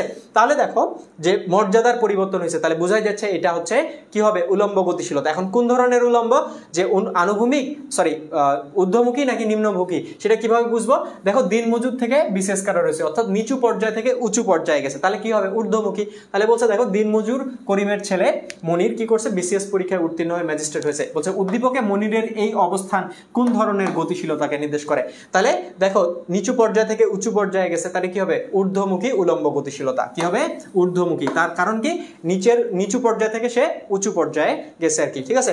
আচ্ছা যাই হোক, বোঝার জন্য বললাম আমি, তোমরা আবার অন্য কিছু বলিও না, মানে ভাবিও না আর কি। আমি প্রত্যেকটা পেশাকে কি করি, সম্মান করি, রেসপেক্ট করি আর কি, ঠিক আছে। সো এটা আবার তোমরা অন্য পাশে নিয়ে নিও না আর কি, ওকে। আচ্ছা যাই হোক, তাহলে এই হচ্ছে বোঝা গেছে, তাই তো। তাহলে আমাদের কি দেখলাম, যে গতিশীলতার বিষয়টা আমরা হচ্ছে এখানে দেখলাম। এরপরে বলছে সমাজের সবচেয়ে ক্ষুদ্রতম সংগঠন কোনটা, মনে রাখবো সমাজের সবচেয়ে ক্ষুদ্রতম সংগঠন হচ্ছে পরিবার। কি পরিবার, কি বলতো ভাইয়া, পরিবার আর কি, ওকে। আচ্ছা সমাজের ক্ষুদ্রতম প্রতিষ্ঠান হচ্ছে পরিবার। বুঝা গেছে কিনা, বুঝতে পারছো কিনা একটু আমাকে বলো তো, দ্রুত একটু কমেন্ট করো, বুঝতে পারছো কিনা, সবাই ক্লিয়ার কিনা। আচ্ছা আমি একটু আরেকবার বলে দিই তোমাদেরকে, যারা সর্বোচ্চ পরিমাণ শেয়ার করবে তাদের মধ্য থেকে কিন্তু 50 জনকে কি করা হবে, এই যে টি শার্টটা দেওয়া হবে আর কি, ঠিক আছে। এই যে আমার হাতের সামনে যেটা টি শার্ট দেখতে পাচ্ছ এটা। এরপরে কি করা হবে, এই যে 12 জনকে কিন্তু এই যে আমাদের চলো শিখির যে ডায়েরি, ঠিক আছে, চলো শিখির ডায়েরি, এটা কিন্তু দেওয়া হবে। পাশাপাশি হচ্ছে আমাদের ফাইনাল সাজেশনের যে পিডিএফ, এটা কিন্তু 1000 জনকে দেওয়া হবে, যারা সর্বোচ্চ সংখ্যক শেয়ার করবে এবং হচ্ছে কি করবে, ফ্রেন্ডদেরকে মেনশন করবে, আমাদের ক্লাসের রিভিউ দিবে এই সব কিছুর উপরে। এবং সেই সাথে কিন্তু একটা স্মার্টফোনও থাকতেছে আর কি, ঠিক আছে, একটা স্মার্টফোনও কিন্তু থাকতেছে তোমাদের জন্য উপহার। তাহলে আমি তোমাদেরকে বলবো যে তোমরা প্রত্যেকে কি করো, ক্লাসগুলোকে শেয়ার করো, তোমাদের ফ্রেন্ডদেরকে মেনশন করো, গ্রুপগুলোতে হচ্ছে তোমরা ক্লাসের রিভিউগুলো জানাতে পারো। এবং আমি তোমাদেরকে বলবো যে তোমরা হয়তো বা প্রত্যেকেই হয়তো স্মার্টফোনটা পাবে না, বাট আমি তোমাদের সবাইকে বলবো যে তোমাদের প্রত্যেকের লক্ষ্য যাতে স্মার্টফোন হয় আর কি, স্মার্টফোন পাওয়াটা যাতে তোমাদের প্রত্যেকের লক্ষ্য হয় আর কি, ঠিক আছে। তাহলে সবাই একটু ক্লাসটাকে বেশি বেশি করে শেয়ার করো কাইন্ডলি। আচ্ছা সবাই বেশি বেশি করে হচ্ছে কি করো, যে ক্লাসটাকে শেয়ার করো। আচ্ছা আমার কিছু লাগবে না, শুধু একটা গান শোনান ভাইয়া। গান শোনাবো না, ঠিক আছে, কেন শোনাবো না, কারণ হচ্ছে ক্লাস শেয়ার করো নি। 1000 প্লাস ক্লাস যদি শেয়ার না হয় তাহলে গান শোনাবো না, বলছি না। 1000 প্লাস হলে অবশ্যই অবশ্যই অবশ্যই শোনাইতাম। আচ্ছা মিথ্যা বলে আশ্বাস দিচ্ছেন কেন ভাইয়া, কিছু তো দিবেন না, কিছু খালি আশা দিব না, কিছু তোমাকে কে বলছে দিব না, ঠিক আছে। তুমি তো তাহলে দেখোই নি আমাদের রিভিউ পোস্টগুলো। এখানে যেই কথাগুলো বললাম, 50টা টি শার্ট, 12টা ডায়েরি, 1000 জনকে পিডিএফ, স্মার্টফোন, প্রত্যেকটা স্টুডেন্টকে দেওয়া হবে। এবং স্টুডেন্টরা পায় কি না সেটা হচ্ছে অনেক স্টুডেন্ট ক্লাস করতেছে এখানে, তাদের কাছ থেকে জিজ্ঞেস করে নাও, ঠিক আছে। টি শার্ট পাওয়া, তারপরে স্মার্টফোন পাওয়া অনেক স্টুডেন্টই আছে, ঠিক আছে। আচ্ছা তো তোমাদেরকে আমি বলি যে দেখো ফাইনাল রিভিশন ব্যাচ, আমি কিন্তু আবারও বলতেছি তোমাদেরকে, ফাইনাল রিভিশন ব্যাচের দরজা এখনো তোমাদের জন্য উন্মুক্ত আছে। যেই কয়েকটা দিন হাতে সময় আছে, খুব যথেষ্ট পরিমাণ সময়। সো পরীক্ষার সময় কোন জিনিসটা পড়তে হবে আর কোন জিনিসটা পড়তে হবে না, এই বিষয়টা জানাটা খুবই গুরুত্বপূর্ণ। সো এটা জানতে হলে তোমাকে কি করতে হবে, ফাইনাল রিভিশন ব্যাচের মধ্যে আসতে হবে। এবং আমাদের টিচারগুলো যখন একটা চ্যাপ্টার তোমাকে সুন্দরভাবে পড়াই দিবে, তখন কিন্তু তোমার জন্য ওই চ্যাপ্টারটা ইজি হয়ে যাবে এবং তুমি কি করতে পারবা, ওই চ্যাপ্টারটা খুব ভালোভাবে কভার করতে পারবা আর কি, ঠিক আছে। সো আমি তোমাদেরকে বলবো ফাইনাল রিভিশন ব্যাচের প্রত্যেকটা কোর্স আছে, তোমার পছন্দ অনুযায়ী তুমি কোর্সে ভর্তি হতে পারবা আর কি, ঠিক আছে। এরপরে আমাদের এক্সাম ব্যাচ আছে, এক্সাম ব্যাচে চাইলেও তুমি কি করতে পারবা, যে এখানে ভর্তি হয় মানে আনলিমিটেড কি করতে পারবা, এক্সাম দিতে পারবা। আর এক্সাম পরীক্ষার আগে, ফাইনাল পরীক্ষার আগে এক্সাম দেওয়াটা যে কতটা হেল্পফুল সেটা বা কতটা বেনিফিশিয়াল সেটা তুমি বুঝতে পারবা কখন জানো, যখন তুমি পরীক্ষার হলে যাবা। তোমার টাইম ম্যানেজমেন্ট থেকে শুরু করে তোমার দক্ষতা সবকিছুই বাড়বে, এবং তোমার কোন কোন জায়গাগুলোতে ভুল হচ্ছে তুমি সেগুলো সংশোধন করে নিতে পারবা পরীক্ষায় যাওয়ার আগে, ঠিক আছে। সো আমি তোমাদেরকে সবাইকে বলবো যে তোমরা কি করো, যে এই এক্সাম ব্যাচে তোমরা আমাদের ভর্তি হতে পারো, এবং আমাদের হচ্ছে কি ফাইনাল ডিভিশন ব্যাচে হচ্ছে ভর্তি হতে পারো। তোমাদের ভর্তি পদ্ধতি এখানে দেওয়া আছে, দুইটা নাম্বার দেওয়া আছে। এই উপরের নাম্বারটা হচ্ছে মার্চের নাম্বার, এই নাম্বারে তোমরা হচ্ছে পেমেন্ট করবা, আর নিচের নাম্বারটা হচ্ছে আমাদের এখানে বিকাশ, নগদ, রকেট সবকিছু খোলা আছে, এই নাম্বারে তোমরা সেন্ড মানি করবা। করার পরে আমাদের বনিয়ামিন পেজে নক দিবা, অথবা আমাদের হেল্পলাইন নাম্বারে তোমরা কল দিবা, ঠিক আছে। ক্যাপশনের মধ্যে যে হেল্পলাইন নাম্বার আছে এখানে তোমরা কল দিবা। ওকে, ক্লাস কি শেষ করবো? এখানে কার ক্লাস? এখানে কার ক্লাস নাই? কারো পড়াই, সমস্যা নেই। আচ্ছা দেখো, এরপরে প্রশ্ন আসছে ভাইয়া, মামাতো এবং ফুফাতো ভাই বোনের মধ্যে যে বিবাহটা, এটাকে কোন ধরনের বিবাহ বলে? মামাতো এবং ফুফাতো এই দুই ধরনের বিবাহটাকে, এই বিবাহটাকে কোন ধরনের বিবাহ বলে? তাহলে মনে রাখবা, মামাতো এবং ফুফাতো ভাই বোনের মধ্যে যে বিবাহ সেটাকে বলা হয় ক্রস কাজিন বিবাহ। কি বলা হয়? ক্রস কাজিন বিবাহ। এরপরে চাচাতো এবং খালাতো ভাই বোনের মধ্যে যে বিবাহ, চাচাতো এবং খালাতো ভাই বোনের মধ্যে যে বিবাহ, ঠিক আছে, চাচাতো এবং খালাতো ভাই বোনের মধ্যে যে বিবাহ সেটাকে বলা হয় প্যারালাল কাজিন বিবাহ। কি বলা হয়? প্যারালাল। আচ্ছা, প্যারালাল মানে কি? সমান্তরাল। সমান্তরাল কেন বলা হচ্ছে? কারণ হচ্ছে দেখো যে বিষয়টা কেমন হচ্ছে, যে আমি একটু বুঝাই বলি। তাহলে দেখো, ধরো আমার মা, ঠিক আছে, ধরো আমার মা আর আমার খালা, আমার মা আমার খালা, ধরো আমার মায়ের ছেলে হচ্ছে কে? আমি। আমার মায়ের ছেলে হচ্ছে আমি, ঠিক আছে। এরপরে আমার ধরো একজন খালাতো বোন আছে, ঠিক আছে, যদিও আমার খালাতো বোন আছে, তারা প্রত্যেকেই হচ্ছে আমার থেকে মিনিমাম 17 বছরের ছোট আর কি, ঠিক আছে, মানে সবাই পিচ্ছি পিচ্ছি এখনো। যাই হোক, তো ধরো আমার মায়ের ছেলে হচ্ছে আমি, তো আর আমার যে আমার একজন খালাতো বোন আছে যার নাম হচ্ছে, নাম কি দিব? নাম দিলে তো তোমরা আবার পরে এটা নিয়ে ট্রল করা শুরু করে দিবা, নাম দেওয়াই তো বিপদে পড়ে যাব আমি। আচ্ছা ধরো কি নাম দিব? ধরো একজন মেয়ের নাম দিলাম যার নাম হচ্ছে,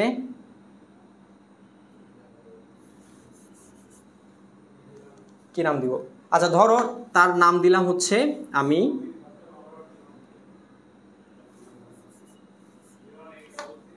কি নাম দিব? মেয়ের নাম কি দেওয়া যায় বলো, সাজেস্ট করো। আচ্ছা মৌ, একজন সাজেস্ট করছে মৌ, ঠিক আছে, এই মৌ এর উদাহরণ মনে দিছিলাম আগে। ওকে ঠিক আছে, মৌ। তাহলে ধরো আমার মায়ের ছেলে হচ্ছে আমি, আর আমার একটা খালা, আমার খালা আছে, আমার একজন খালাতো বোন আছে, সেটা হচ্ছে মৌ। এখন ধরো আমার মা আর আমার খালা মিলে ঠিক করছে যে আমাদেরকে কি করবে? বিয়ে দিবে, অর্থাৎ এই যে আমার সাথে মৌয়ের বিয়ে দিবে আর কি। হ্যাঁ, তো দেখো এখন এখানে একটা জিনিস বোঝার চেষ্টা করো। দেখো তো, আমার মা আর মৌয়ের মা দুইজন হচ্ছে বোন। তাহলে দেখো তো, মৌয়ের মা আমার কি হয়? খালা হয়। আবার দেখো, আমার মা মৌয়ের কি হয়? খালা হয়। তার মানে মৌয়ের মা আমার খালা, আমার মা মৌয়ের খালা, তাহলে দুইটাই কি সমান হচ্ছে না? সমান হচ্ছে। এরপরে দেখো, এখন আমার মা আর আমার খালা যদি কি করে, ঠিক করে যে আমার সাথে মৌয়ের কি করবে? বিয়ে দিবে। আমার সাথে কি করবে? মৌয়ের হচ্ছে বিয়ে দিবে। তো বিয়ে দেওয়ার পরে দেখো তো, মৌয়ের সাথে কি করলো? আমার হচ্ছে বিয়ে দিয়ে দিল। তাহলে এই যে দেখো, এই বিবাহটাকে বলা হচ্ছে কি আমাদের প্যারালাল, মানে সমান্তরাল। সমান্তরাল মানে কি? সমান হবে, দুই পক্ষেরই সমান হবে, কনে পক্ষ বর পক্ষ দুই পক্ষের সমান হবে। দেখো আমি হচ্ছি বর আর আমার ওয়াইফ হচ্ছে কে? মৌ, ঠিক আছে, তাহলে দুই পক্ষই সমান। তাহলে দেখো, আমার মা মৌয়ের খালা, আবার মৌয়ের মা আমার কি হয়? খালা হয়, তাহলে দুই পক্ষেরই সমান হচ্ছে। তাহলে এখন দেখো যে এখন কি হয়, আমার সাথে যদি মৌয়ের বিয়ে হয়, অর্থাৎ আমার সাথে যদি আমার খালাতো বোনের বিয়ে হয়, তাহলে এই বিবাহটাকে আমরা কি বলবো? সমান্তরাল বিবাহ বা প্যারালাল কাজিন বিবাহ। সমান্তরাল মানে কি? দুই পক্ষের সমান। আমার মা মৌয়ের খালা, আবার মৌয়ের মা আমার খালা, দুইজনেরই কি হচ্ছে? খালা হচ্ছে, অর্থাৎ দুইজনেরটাই কি হচ্ছে? দুইজনের সম্পর্কটাই সমান হচ্ছে, এই জন্য এটাকে বলা হচ্ছে সমান্তরাল কাজিন বিবাহ আর কি। হ্যাঁ, তাহলে মামাতো এবং চাচাতো ভাই বোনের মধ্যে, মামাতো এবং চাচাতো, সরি খালাতো এবং চাচাতো, চাচাতো এবং হচ্ছে কি খালাতো ভাই বোনের মধ্যে, চাচাতো এবং খালাতো ভাই বোনের মধ্যে যে বিবাহ সেটাকে বলা হয় প্যারালাল কাজিন বিবাহ বা সমান্তরাল। আর কি বলা হচ্ছে দেখো, যে মামাতো এবং ফুফাতো ভাই বোনের মধ্যে যে সম্পর্ক বিবাহ হয় সেটাকে বলা হচ্ছে আমাদের ক্রস কাজিন বিবাহ। অর্থাৎ এইখানে সম্পর্কটা সমান হবে না, এখানে ক্রস হয়ে যাবে। কি হয়ে যাবে? ক্রস। বিষয়টা কেমন? ধরো আমার ক্ষেত্রে কি আছে, ধরো আমার মা আর আমার মামা, ঠিক আছে, আমার হচ্ছে কে? মামা। ধরো মামাতো ভাই বোনের মধ্যে যদি বিবাহ হয়, মামাতো এবং ফুফাতো ভাই বোনের মধ্যে যদি বিবাহ হয় আর কি, ঠিক আছে, ধরলাম আর কি, ধরলাম যে আমি ধরো আমি আর হচ্ছে মৌ, ঠিক আছে, আমরা হচ্ছি মামাতো ভাই বোন, আমরা কি বলতো মামাতো ভাই বোন আর কি, ঠিক আছে, মামাতো ভাই বোন আর কি। তাহলে দেখো তো যে আমি ধরো মৌ হচ্ছে আমার মামাতো কি মামাতো বোন আর কি, মৌ হচ্ছে আমার মামাতো বোন। তাহলে মৌ যদি আমার মামাতো বোন হয় তাহলে আমি কি মৌয়ের মামাতো ভাই হব?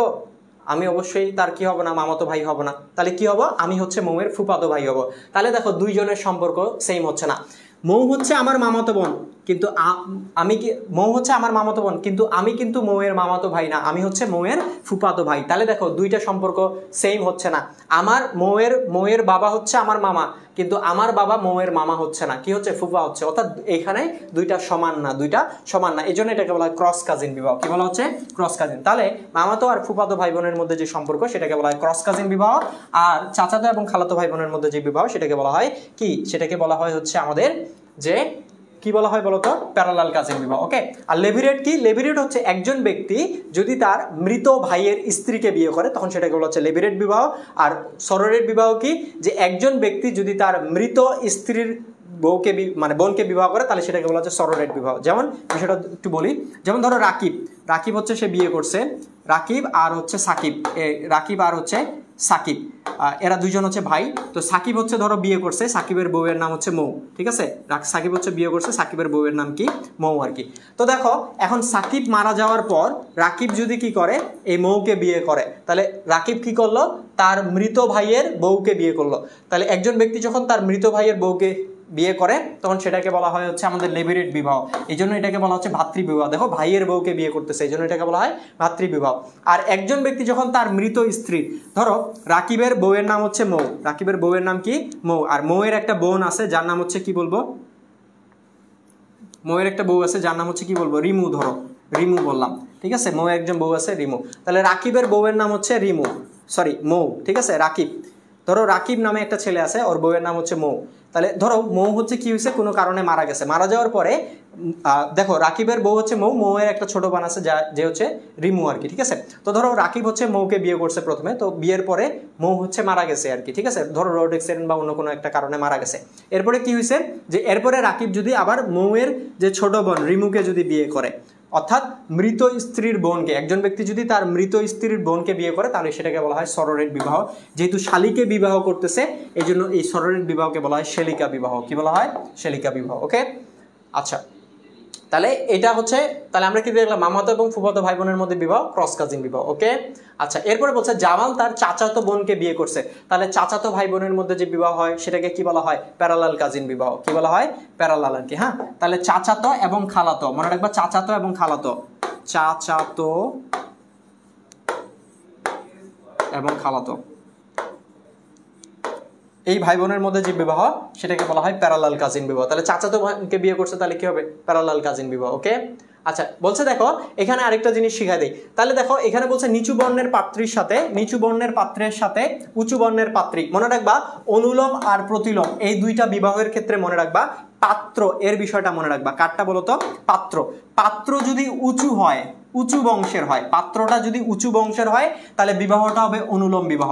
আর পাত্রটা যদি নিচু বর্ণের হয়, নিচু বর্ণের বা নিচু বংশের হয় তাহলে বিবাহটা হবে প্রতিলোম। তাহলে এখানে আমরা কি করব, যে অনুলোম প্রতিলোম খোঁজার ক্ষেত্রে পাত্রের বিষয়টা দেখব। তাহলে বলছে নিচু বর্ণের পাত্র, এই যে দেখো পাত্রটা হচ্ছে নিচু, তাহলে কি বলছে, পাত্রটার কথা মনে রাখবা, পাত্রটা যদি নিচু হয় তাহলে সেটা কি হবে, প্রতিলোম, আর উঁচু হলে অনুলোম। তাহলে এখানে বলছে নিচু বর্ণের পাত্র, তাহলে আমরা পেয়ে গেছি নিচু বর্ণের পাত্র, তাহলে কি হবে, প্রতিলোম বিবাহ। কি হবে, প্রতিলোম বিবাহ। চলো উত্তরে দেখে নিই কি হবে, উত্তরে হচ্ছে প্রতিলোম বিবাহ। তাহলে অনুলোম প্রতিলোম বিবাহের ক্ষেত্রে মনে রাখবা পাত্রের বিষয়টা, পাত্র যদি উঁচু বর্ণের হয় তাহলে উত্তর হবে অনুলোম বিবাহ, পাত্র যদি নিচু বর্ণের হয় তাহলে উত্তর হবে প্রতিলোম বিবাহ। বুঝা গেছে? তাহলে এটা খুব ভালোভাবে মনে রাখবো। ওকে, আচ্ছা, আজ এখানে বলছে দেখো যখন একজন ব্যক্তি তার মৃত ভাইয়ের স্ত্রীকে, মৃত ভাই একটু আগে দেখালাম রাকিব আর সাকিব মারা গেছে, রাকিব তার মৃত ভাইয়ের মৌকে বিয়ে করছে, তাহলে এটা কোন ধরনের বিবাহ, লেভিরেট বিবাহ। আর এই ধরনের বিবাহকে বলা হয় কি, ভাতৃবিবাহ বলা হয়। কি বলা হয় বলতো ভাইয়া, ভাতৃবিবাহ বলা হয়। ওকে, তাহলে লেভিরেট বিবাহ হবে। এরপরে বলছে দেখো মর্গানের মতে পরিবারের ক্রমবিবর্তনের ধারা কয়টা, মনে রাখবা মর্গানের মতে পরিবারের ক্রমবিবর্তনের ধারা হচ্ছে 5টা। অর্থাৎ মর্গান বলতেছে যে পরিবার কি করছে 5টা ধারা অতিক্রম করে বর্তমান সমাজে আসছে আর কি। অর্থাৎ মর্গানের মতে যে প্রাচীন সমাজের মধ্যে কি ছিল না, যে হচ্ছে আমাদের পরিবার ব্যবস্থা ছিল না, তখন মানুষ কি করতো যে মানে অস্থায়ী মানে তারা কি করতো যে ফিজিক্যাল অ্যাটাচমেন্টের মাধ্যমে কি করতো যে মানে কি বলবো যে বিবাহ বহির্ভূত আর কি ফিজিক্যাল অ্যাটাচমেন্টের মধ্যে ছিল, এবং ওইখান থেকে আস্তে আস্তে কি হয় পরিবার ব্যবস্থার উৎপত্তি। এবং মর্গান বলতেছে যে এই 5টা পরিবারের বিবর্তন ধারা হচ্ছে 5টা। কয়টা বলতো? 5টা। তাহলে মর্গানের মধ্যে পরিবারের ক্রমবিবর্তনের ধারা হচ্ছে আমাদের কয়টা? 5টা। মর্গান বলছে প্রথম পরিবারটার নাম হচ্ছে কনসানগুইন ফ্যামিলি, যেটা হচ্ছে রক্ত সম্পর্কীয় পরিবার। এখানে কি করা হইতো আপন ভাই বোনের মধ্যে বিয়ে হইতো, অথবা জ্ঞাতি সম্পর্ক বা আত্মীয়তার সম্পর্ক আছে এমন ভাই বোনদের মধ্যে বিবাহ হইতো আর কি। এরপরের পরিবারটা হচ্ছে আমাদের পুনালুয়ান ফ্যামিলি আর কি, ঠিক আছে। তো এই পুনালুয়ান ফ্যামিলিতে কি হইতো, এটাকে বলা হচ্ছে দলগত বিবাহ ভিত্তিক পরিবার। এখানে একদল ছেলে একদল আপন ভাই একদল মেয়েকে বিয়ে করতো, অথবা একদল আপন বোন একদল আপন মানে একদল ছেলেকে বিয়ে করে কি করতো পরিবার গঠন করতো আর কি। এটা হচ্ছে পুনালুয়ান ফ্যামিলি। এরপরে সিন্ডাসমিয়ান ফ্যামিলি হচ্ছে যেটাকে অস্থায়ী যুগল পরিবার বলা হয় থাকে। অস্থায়ী যুগলে কি হয় যে এখানে একজন ছেলে আরেকজন মেয়ের মধ্যে যে বিবাহটা এটা নির্ভর করে সেটা হচ্ছে তাদের কিসের উপর বলতো, যে চুক্তির উপরে আর কি। যে একজন ছেলে বা একজন মেয়ে ইচ্ছা করলো যে হচ্ছে ঠিক আছে আমরা 6 মাসের জন্য আমাদের বিবাহ কন্টিনিউ করব, আমরা 6 মাসের জন্য বিবাহ বন্ধনে আবদ্ধ হবো, ঠিক আছে, আবদ্ধ হতে পারবে। এবং 6 মাস পরে যদি মনে হয় যে না আমরা আরো কন্টিনিউ করব তাহলে করতে পারবে। আবার যদি আরো মনে হয় যে না আর কন্টিনিউ করবো না এখানেই শেষ, তাহলে এখানে শেষ করতে পারবে। মানে পাত্রপাত্রী বা মানে কি বলবো যে নারী পুরুষের হচ্ছে ইচ্ছার উপরে যে পরিবারটা গড়ে উঠতো আর কি, সেটাকে বলা হয় অস্থায়ী যুগল পরিবার। এরপরে পরিবার হচ্ছে পিতৃপ্রধান পরিবার, এবং মর্গান বলছে এই পিতৃপ্রধান পরিবারে একজন পুরুষ একাধিক নারীকে স্ত্রী হিসেবে গ্রহণ করতো। এবং সর্বশেষ যেই ফ্যামিলিটা সেটার নাম হচ্ছে একক বিবাহভিত্তিক পরিবার, বা যেটাকে আমরা বলছি মনোগামিয়ান ফ্যামিলি। এবং এইটা হচ্ছে সর্বজন স্বীকৃত একটা পরিবার, যেখানে একজন কি হয় পুরুষের সাথে একজন নারীর কি হয় বিবাহের মাধ্যমে এই পরিবারটা গড়ে ওঠে। তাহলে এই হচ্ছে 5টা কি বলতো তার পরিবারের ক্রমবিবর্তনের ধারা। ওকে, 5টা পরিবারের ক্রমবিবর্তনের ধারা। আচ্ছা, এরপর বলছে সেলিম সম্প্রতি বলা হচ্ছে সম্প্রতি কি করছে বিবাহ করে বাবা মায়ের থেকে আলাদা হয়ে অন্যত্র বসবাস করছে। তাহলে সেলিমের পরিবারটি কোন ধরনের? মনে রাখবা বিবাহের পরে যদি নবদম্পতি ছেলের বাবার বাড়ি বা মায়ের বাবার বাড়ি কোথাও বসবাস না করে দুইজনে যদি আলাদা বসবাস করে তাহলে সেটাকে বলা হয় নয়াবাস পরিবার। কি বলা হয়? নয়াবাস পরিবার। তাহলে এখানে বলছে দেখো সেলিম সম্প্রতি বিয়ে করে কি করছে বাবা মায়ের থেকে আলাদা হয়ে সে অন্যত্র বাস করতেছে, মানে ছেলের বাবার বাড়িও বসবাস করতেছে না, মেয়ের বাবার বাড়িও বসবাস করতেছে না। তাহলে সেই পরিবারটা কি হবে? নয়াবাস পরিবার। তাহলে বিবাহের পরে নবদম্পতি যদি কি করে ছেলের বাবার বাড়ি বা মেয়ের বাবার বাড়ি কোথাও বসবাস না করে কি করে যে আমাদের হচ্ছে ছেলের বাবার বাড়ি এবং মেয়ের বাবার বাড়ি কোথাও যদি বসবাস না করে কি করে যে আলাদা করে দুইজনে যদি আলাদা ভাগ করে বসবাস করে তাহলে সেটাকে বলা হয় নয়াবাস পরিবার। তাহলে উত্তর কি হবে?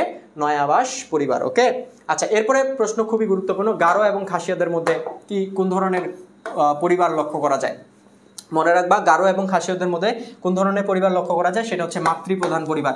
মাতৃপ্রধান পরিবার কাকে বলা হয়?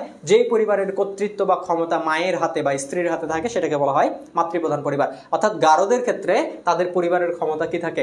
যে মায়ের হাতে ন্যস্ত থাকে আর কি, হ্যাঁ, বা স্ত্রীর হাতে ন্যস্ত থাকে। এবং এদের বিবাহের পরে ছেলেরা কিন্তু কি চলে যায়? মেয়েদের বাড়িতে চলে যায়। আমাদের বিবাহতে কি হয় যে মেয়েরা ছেলেদের বাড়িতে আসে, কিন্তু গারোদের বিবাহের সময় ছেলেরা কি করে যে হচ্ছে মেয়েদের বাসায় চলে যায় আর কি, ঠিক আছে।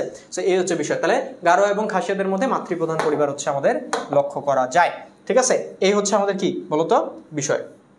তাহলে মাতৃপ্রধান পরিবার হচ্ছে আমাদের মধ্যে লক্ষ্য করা যায়। আচ্ছা আচ্ছা, এতটুকু বোঝা গেছে কিনা আমাকে একটু বলো দ্রুত, এতটুকু সবাই ক্লিয়ার কিনা?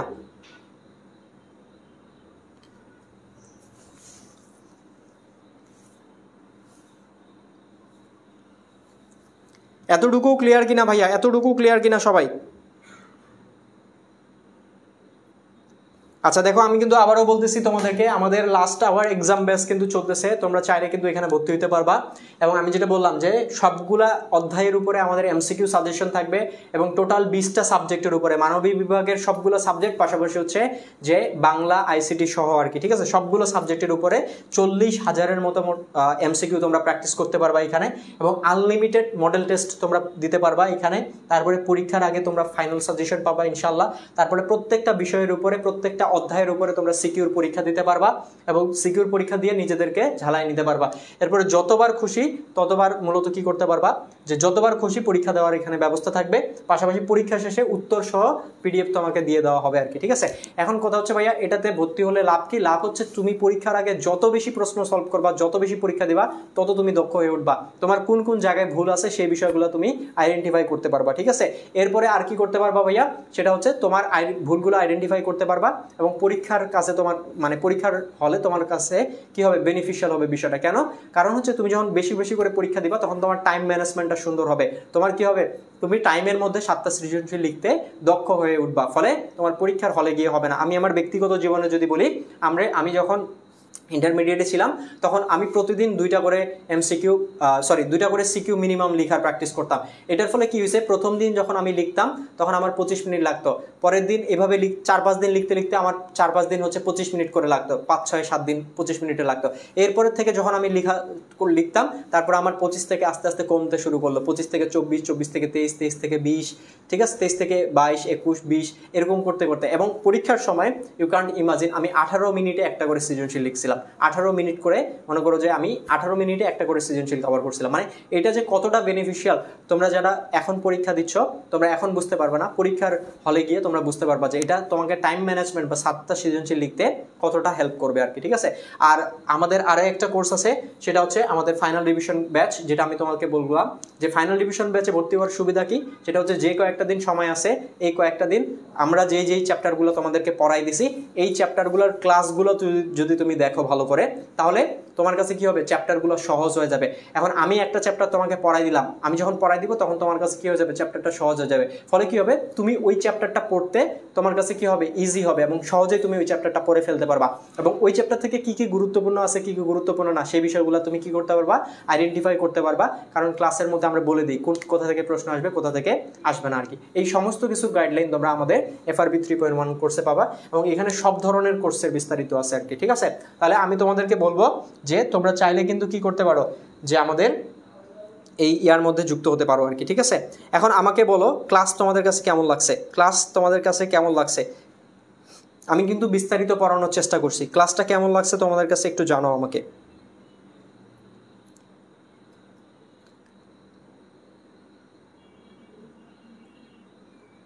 আমাকে বলো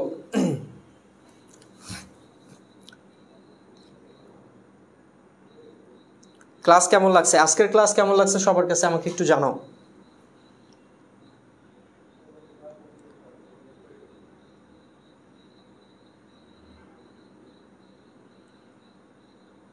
আচ্ছা, সঞ্জনা খাতুন বলতেছে 32টাই হয়েছে ভাইয়া, ভেরি গুড সঞ্জনা।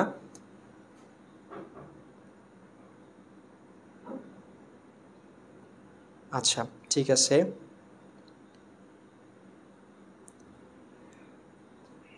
আচ্ছা অনেক ভালো লাগছে, okay okay, thank you thank you thank you সবাইকে। আমি জানি না আমি তোমাদেরকে কতটুকু ভালো সার্ভিস দিতে পারছি বা কতটুকু ভালোভাবে বুঝাইতে পারছি, বাট আমি চেষ্টা করছি। আচ্ছা, আমি চেষ্টা করছি যে আমার সর্বোচ্চটা দিয়ে তোমাদেরকে বোঝানোর আর কি। ঠিক আছে,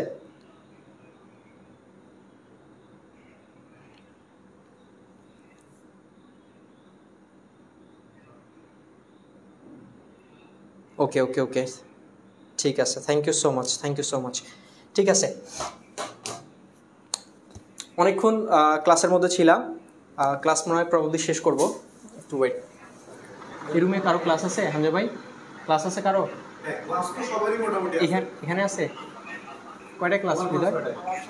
দেরি আছে তাহলে, আমি তাহলে 2-3 মিনিট নিলাম একটু। হ্যাঁ ঠিক আছে, অনেকক্ষণ ক্লাসের মধ্যে ছিলা, তোমরা গানের রিকোয়েস্ট করছিলা, তোমরা এতক্ষণ ধরে ক্লাস করছো, সো তোমাদেরকে গান শোনাবো না এটা হতেই পারে না। ঠিক আছে, সো আমার পক্ষ থেকে একটা ছোট্ট গান হবে, যদি আমি খুব বেশি একটা ভালো গান গাইতে পারি না। সো আমি ছোট্ট একটা গান শোনাবো তোমাদেরকে, ঠিক আছে, যেহেতু অনেকক্ষণ ধরে ছিলা। ওকে, তো আমি তোমাদেরকে একটা গান শোনাই আমার পক্ষ থেকে।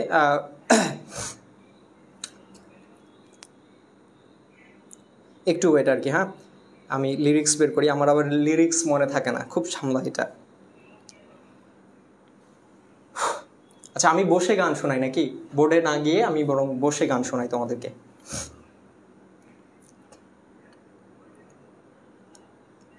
বা আমি সাইড থেকে শোনাই আর কি, তাহলে ভালো হবে আমার জন্য, কারণ বোর্ডের সামনে দাঁড়াইলে আসলে কি বলবো যে কণ্ঠ কাঁপাকাঁপি শুরু করে আর কি। ওকে, তাহলে আমি বসেই শোনাচ্ছি তোমাদেরকে মোটামুটি। ওকে, গানটা হচ্ছে ওই এর আগেও পেইড বেচে শোনাইছিলাম আর কি। হ্যাঁ, সো গানটার নাম হচ্ছে তোমাকে চাই। সো এই গানটা তোমরা অনেকেই শুনছো এবং অনেকেরই ফেভারিট আর কি। সো আমি তোমাদেরকে এই গানটাই শোনাবো আজকে। ওকে, চলো বলে ফেলি কত কথা কলি, জন্মেছে বলতে তোমায়, তোমাকে চাই। চলো বলে ফেলি কত কথা কলি, জন্মেছে বলতে তোমায়, তোমাকে চাই। ঝলসানো রাতে এ পোড়াবো হাতে, তুমি আমার অন্ধকার আর রোশনাই।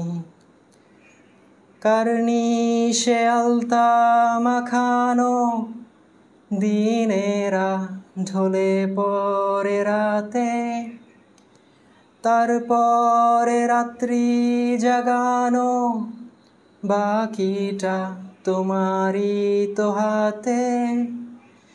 জেগে জেগে আমি শুধু ঘুমিয়ে পড়তে চাই, থেকে থেকে সেই মেঘেতে যাই বেড়াতে যাই, তোমাকে পাই।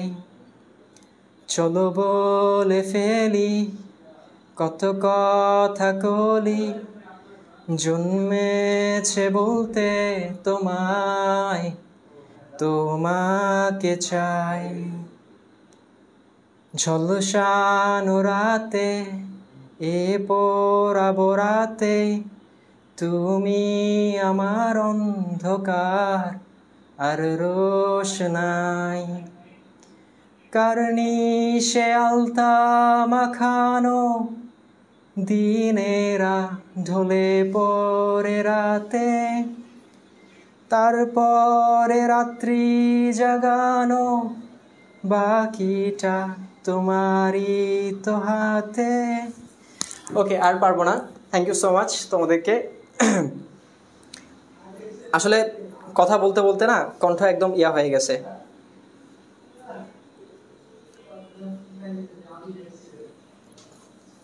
ঠিক আছে, তোমরা যেহেতু অনেকক্ষণ ধরে ক্লাস করছো, সো তোমাদের জন্য আমি আসলে গাইলাম, যদিও আমি একটা খুব ভালো গান গাইতে পারি না। আর কথা বলার পরে তো আরও মনে করো যে এতক্ষণ 1.5 ঘন্টা ধরে কথা বলার পরে আরও কণ্ঠ দিয়ে কথা না আসারই কথা। তো তারপরেও চেষ্টা করছি আর কি। সো ভুল ত্রুটি ক্ষমা সুন্দর দৃষ্টিটা দেখবা। আর তোমরা যেহেতু ছিলা অনেকক্ষণ, 119 জনের মতো ক্লাসে আসো, সো তোমরা শেষ পর্যন্ত যারা থাকে আমি তাদেরকে কিছু না কিছু দেওয়ার চেষ্টা করি। সো এই গানটা আমি তোমাদেরকে ডেডিকেট করলাম আর কি। সো ধন্যবাদ সবাইকে এতক্ষণ আমার সাথে থাকার জন্য। আর তোমাদেরকে যেটা বললাম যে আমাদের কোর্সগুলো চালু আছে, এগুলোতে ভর্তি হয়ে যাও। ইনশাল্লাহ আমি তোমাদেরকে এতটুকু বলতে পারি যে তোমরা বেস্ট সার্ভিসটা পাবা, এবং এখনও যথেষ্ট সময় আছে। এই সময়টা তো তুমি যদি আমাদের এই কোর্সগুলোতে ভর্তি হও, তাহলে একটা বেস্ট প্রিপারেশন নিয়ে তুমি কি করতে পারবা, তোমার পরীক্ষার হলে যাইতে পারবা এবং একটা ভালো রেজাল্ট অ্যাচিভ করতে পারবা ইনশাআল্লাহ। ঠিক আছে, বিগত বছরে পড়ানোর অভিজ্ঞতা থেকে জাস্ট আমি তোমাদেরকে এতটুকুর গ্যারান্টি দিতে পারি আল্লাহর রহমতে আর কি। ঠিক আছে, সো তোমরা একটা বেস্ট প্রিপারেশন নিয়ে পরীক্ষা দিতে যেতে পারবা আমাদের কোর্সগুলো করলে ইনশাআল্লাহ। ঠিক আছে, আর তোমাদের সবাইকে অসংখ্য ধন্যবাদ এতক্ষণ আমার সাথে ক্লাসে থাকার জন্য। অনেকে আমার পরিচয় জানো না, আমি তোমাদের হচ্ছে সাব্বির ভাইয়া, তোমাদের সমাজবিজ্ঞান সাবজেক্ট পড়াই। আর আমি হচ্ছে অনার্স ফাইনাল ইয়ারে পড়াশোনা করি, অর্থাৎ 4র্থ বর্ষে। আর আমার সাবজেক্ট হচ্ছে ইকোনমিক্স, অর্থনীতি নিয়ে আমি পড়াশোনা করি। সেটা হচ্ছে রাজশাহী বিশ্ববিদ্যালয়ের অর্থনীতি বিভাগের 4র্থ বর্ষের ছাত্র আমি। আর আমার সবচেয়ে বড় পরিচয় হচ্ছে আমার বাড়ি হচ্ছে দিনাজপুরে। ঠিক আছে, আমি দিনাজপুরের সন্তান। সো আমার বাড়ি দিনাজপুর জেলার বিরল উপজেলায়। সো অনেকেই চিন্তা না, এই জন্য শেষে এসে পরিচয়টা দিলাম আর কি। তো ঠিক আছে, তোমাদের সবাইকে অসংখ্য ধন্যবাদ এতক্ষণ আমার সাথে থাকার জন্য। রাত 10টার দিকে তোমাদের পাবেল ভাইয়ার আইসিটি ক্লাস আছে, সবাই ওই ক্লাসটা করবে। ঠিক আছে, তো আজকে এ পর্যন্ত আমি বিদায় নিচ্ছি তোমাদের কাছ থেকে। দেখা হবে সামনের কোনো একটা ক্লাসে। সে পর্যন্ত আল্লাহ হাফেজ। পিয়াস,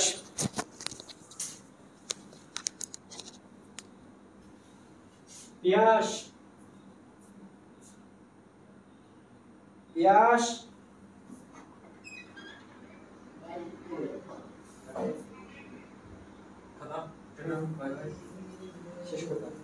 এতক্ষণে শেষ করলেন?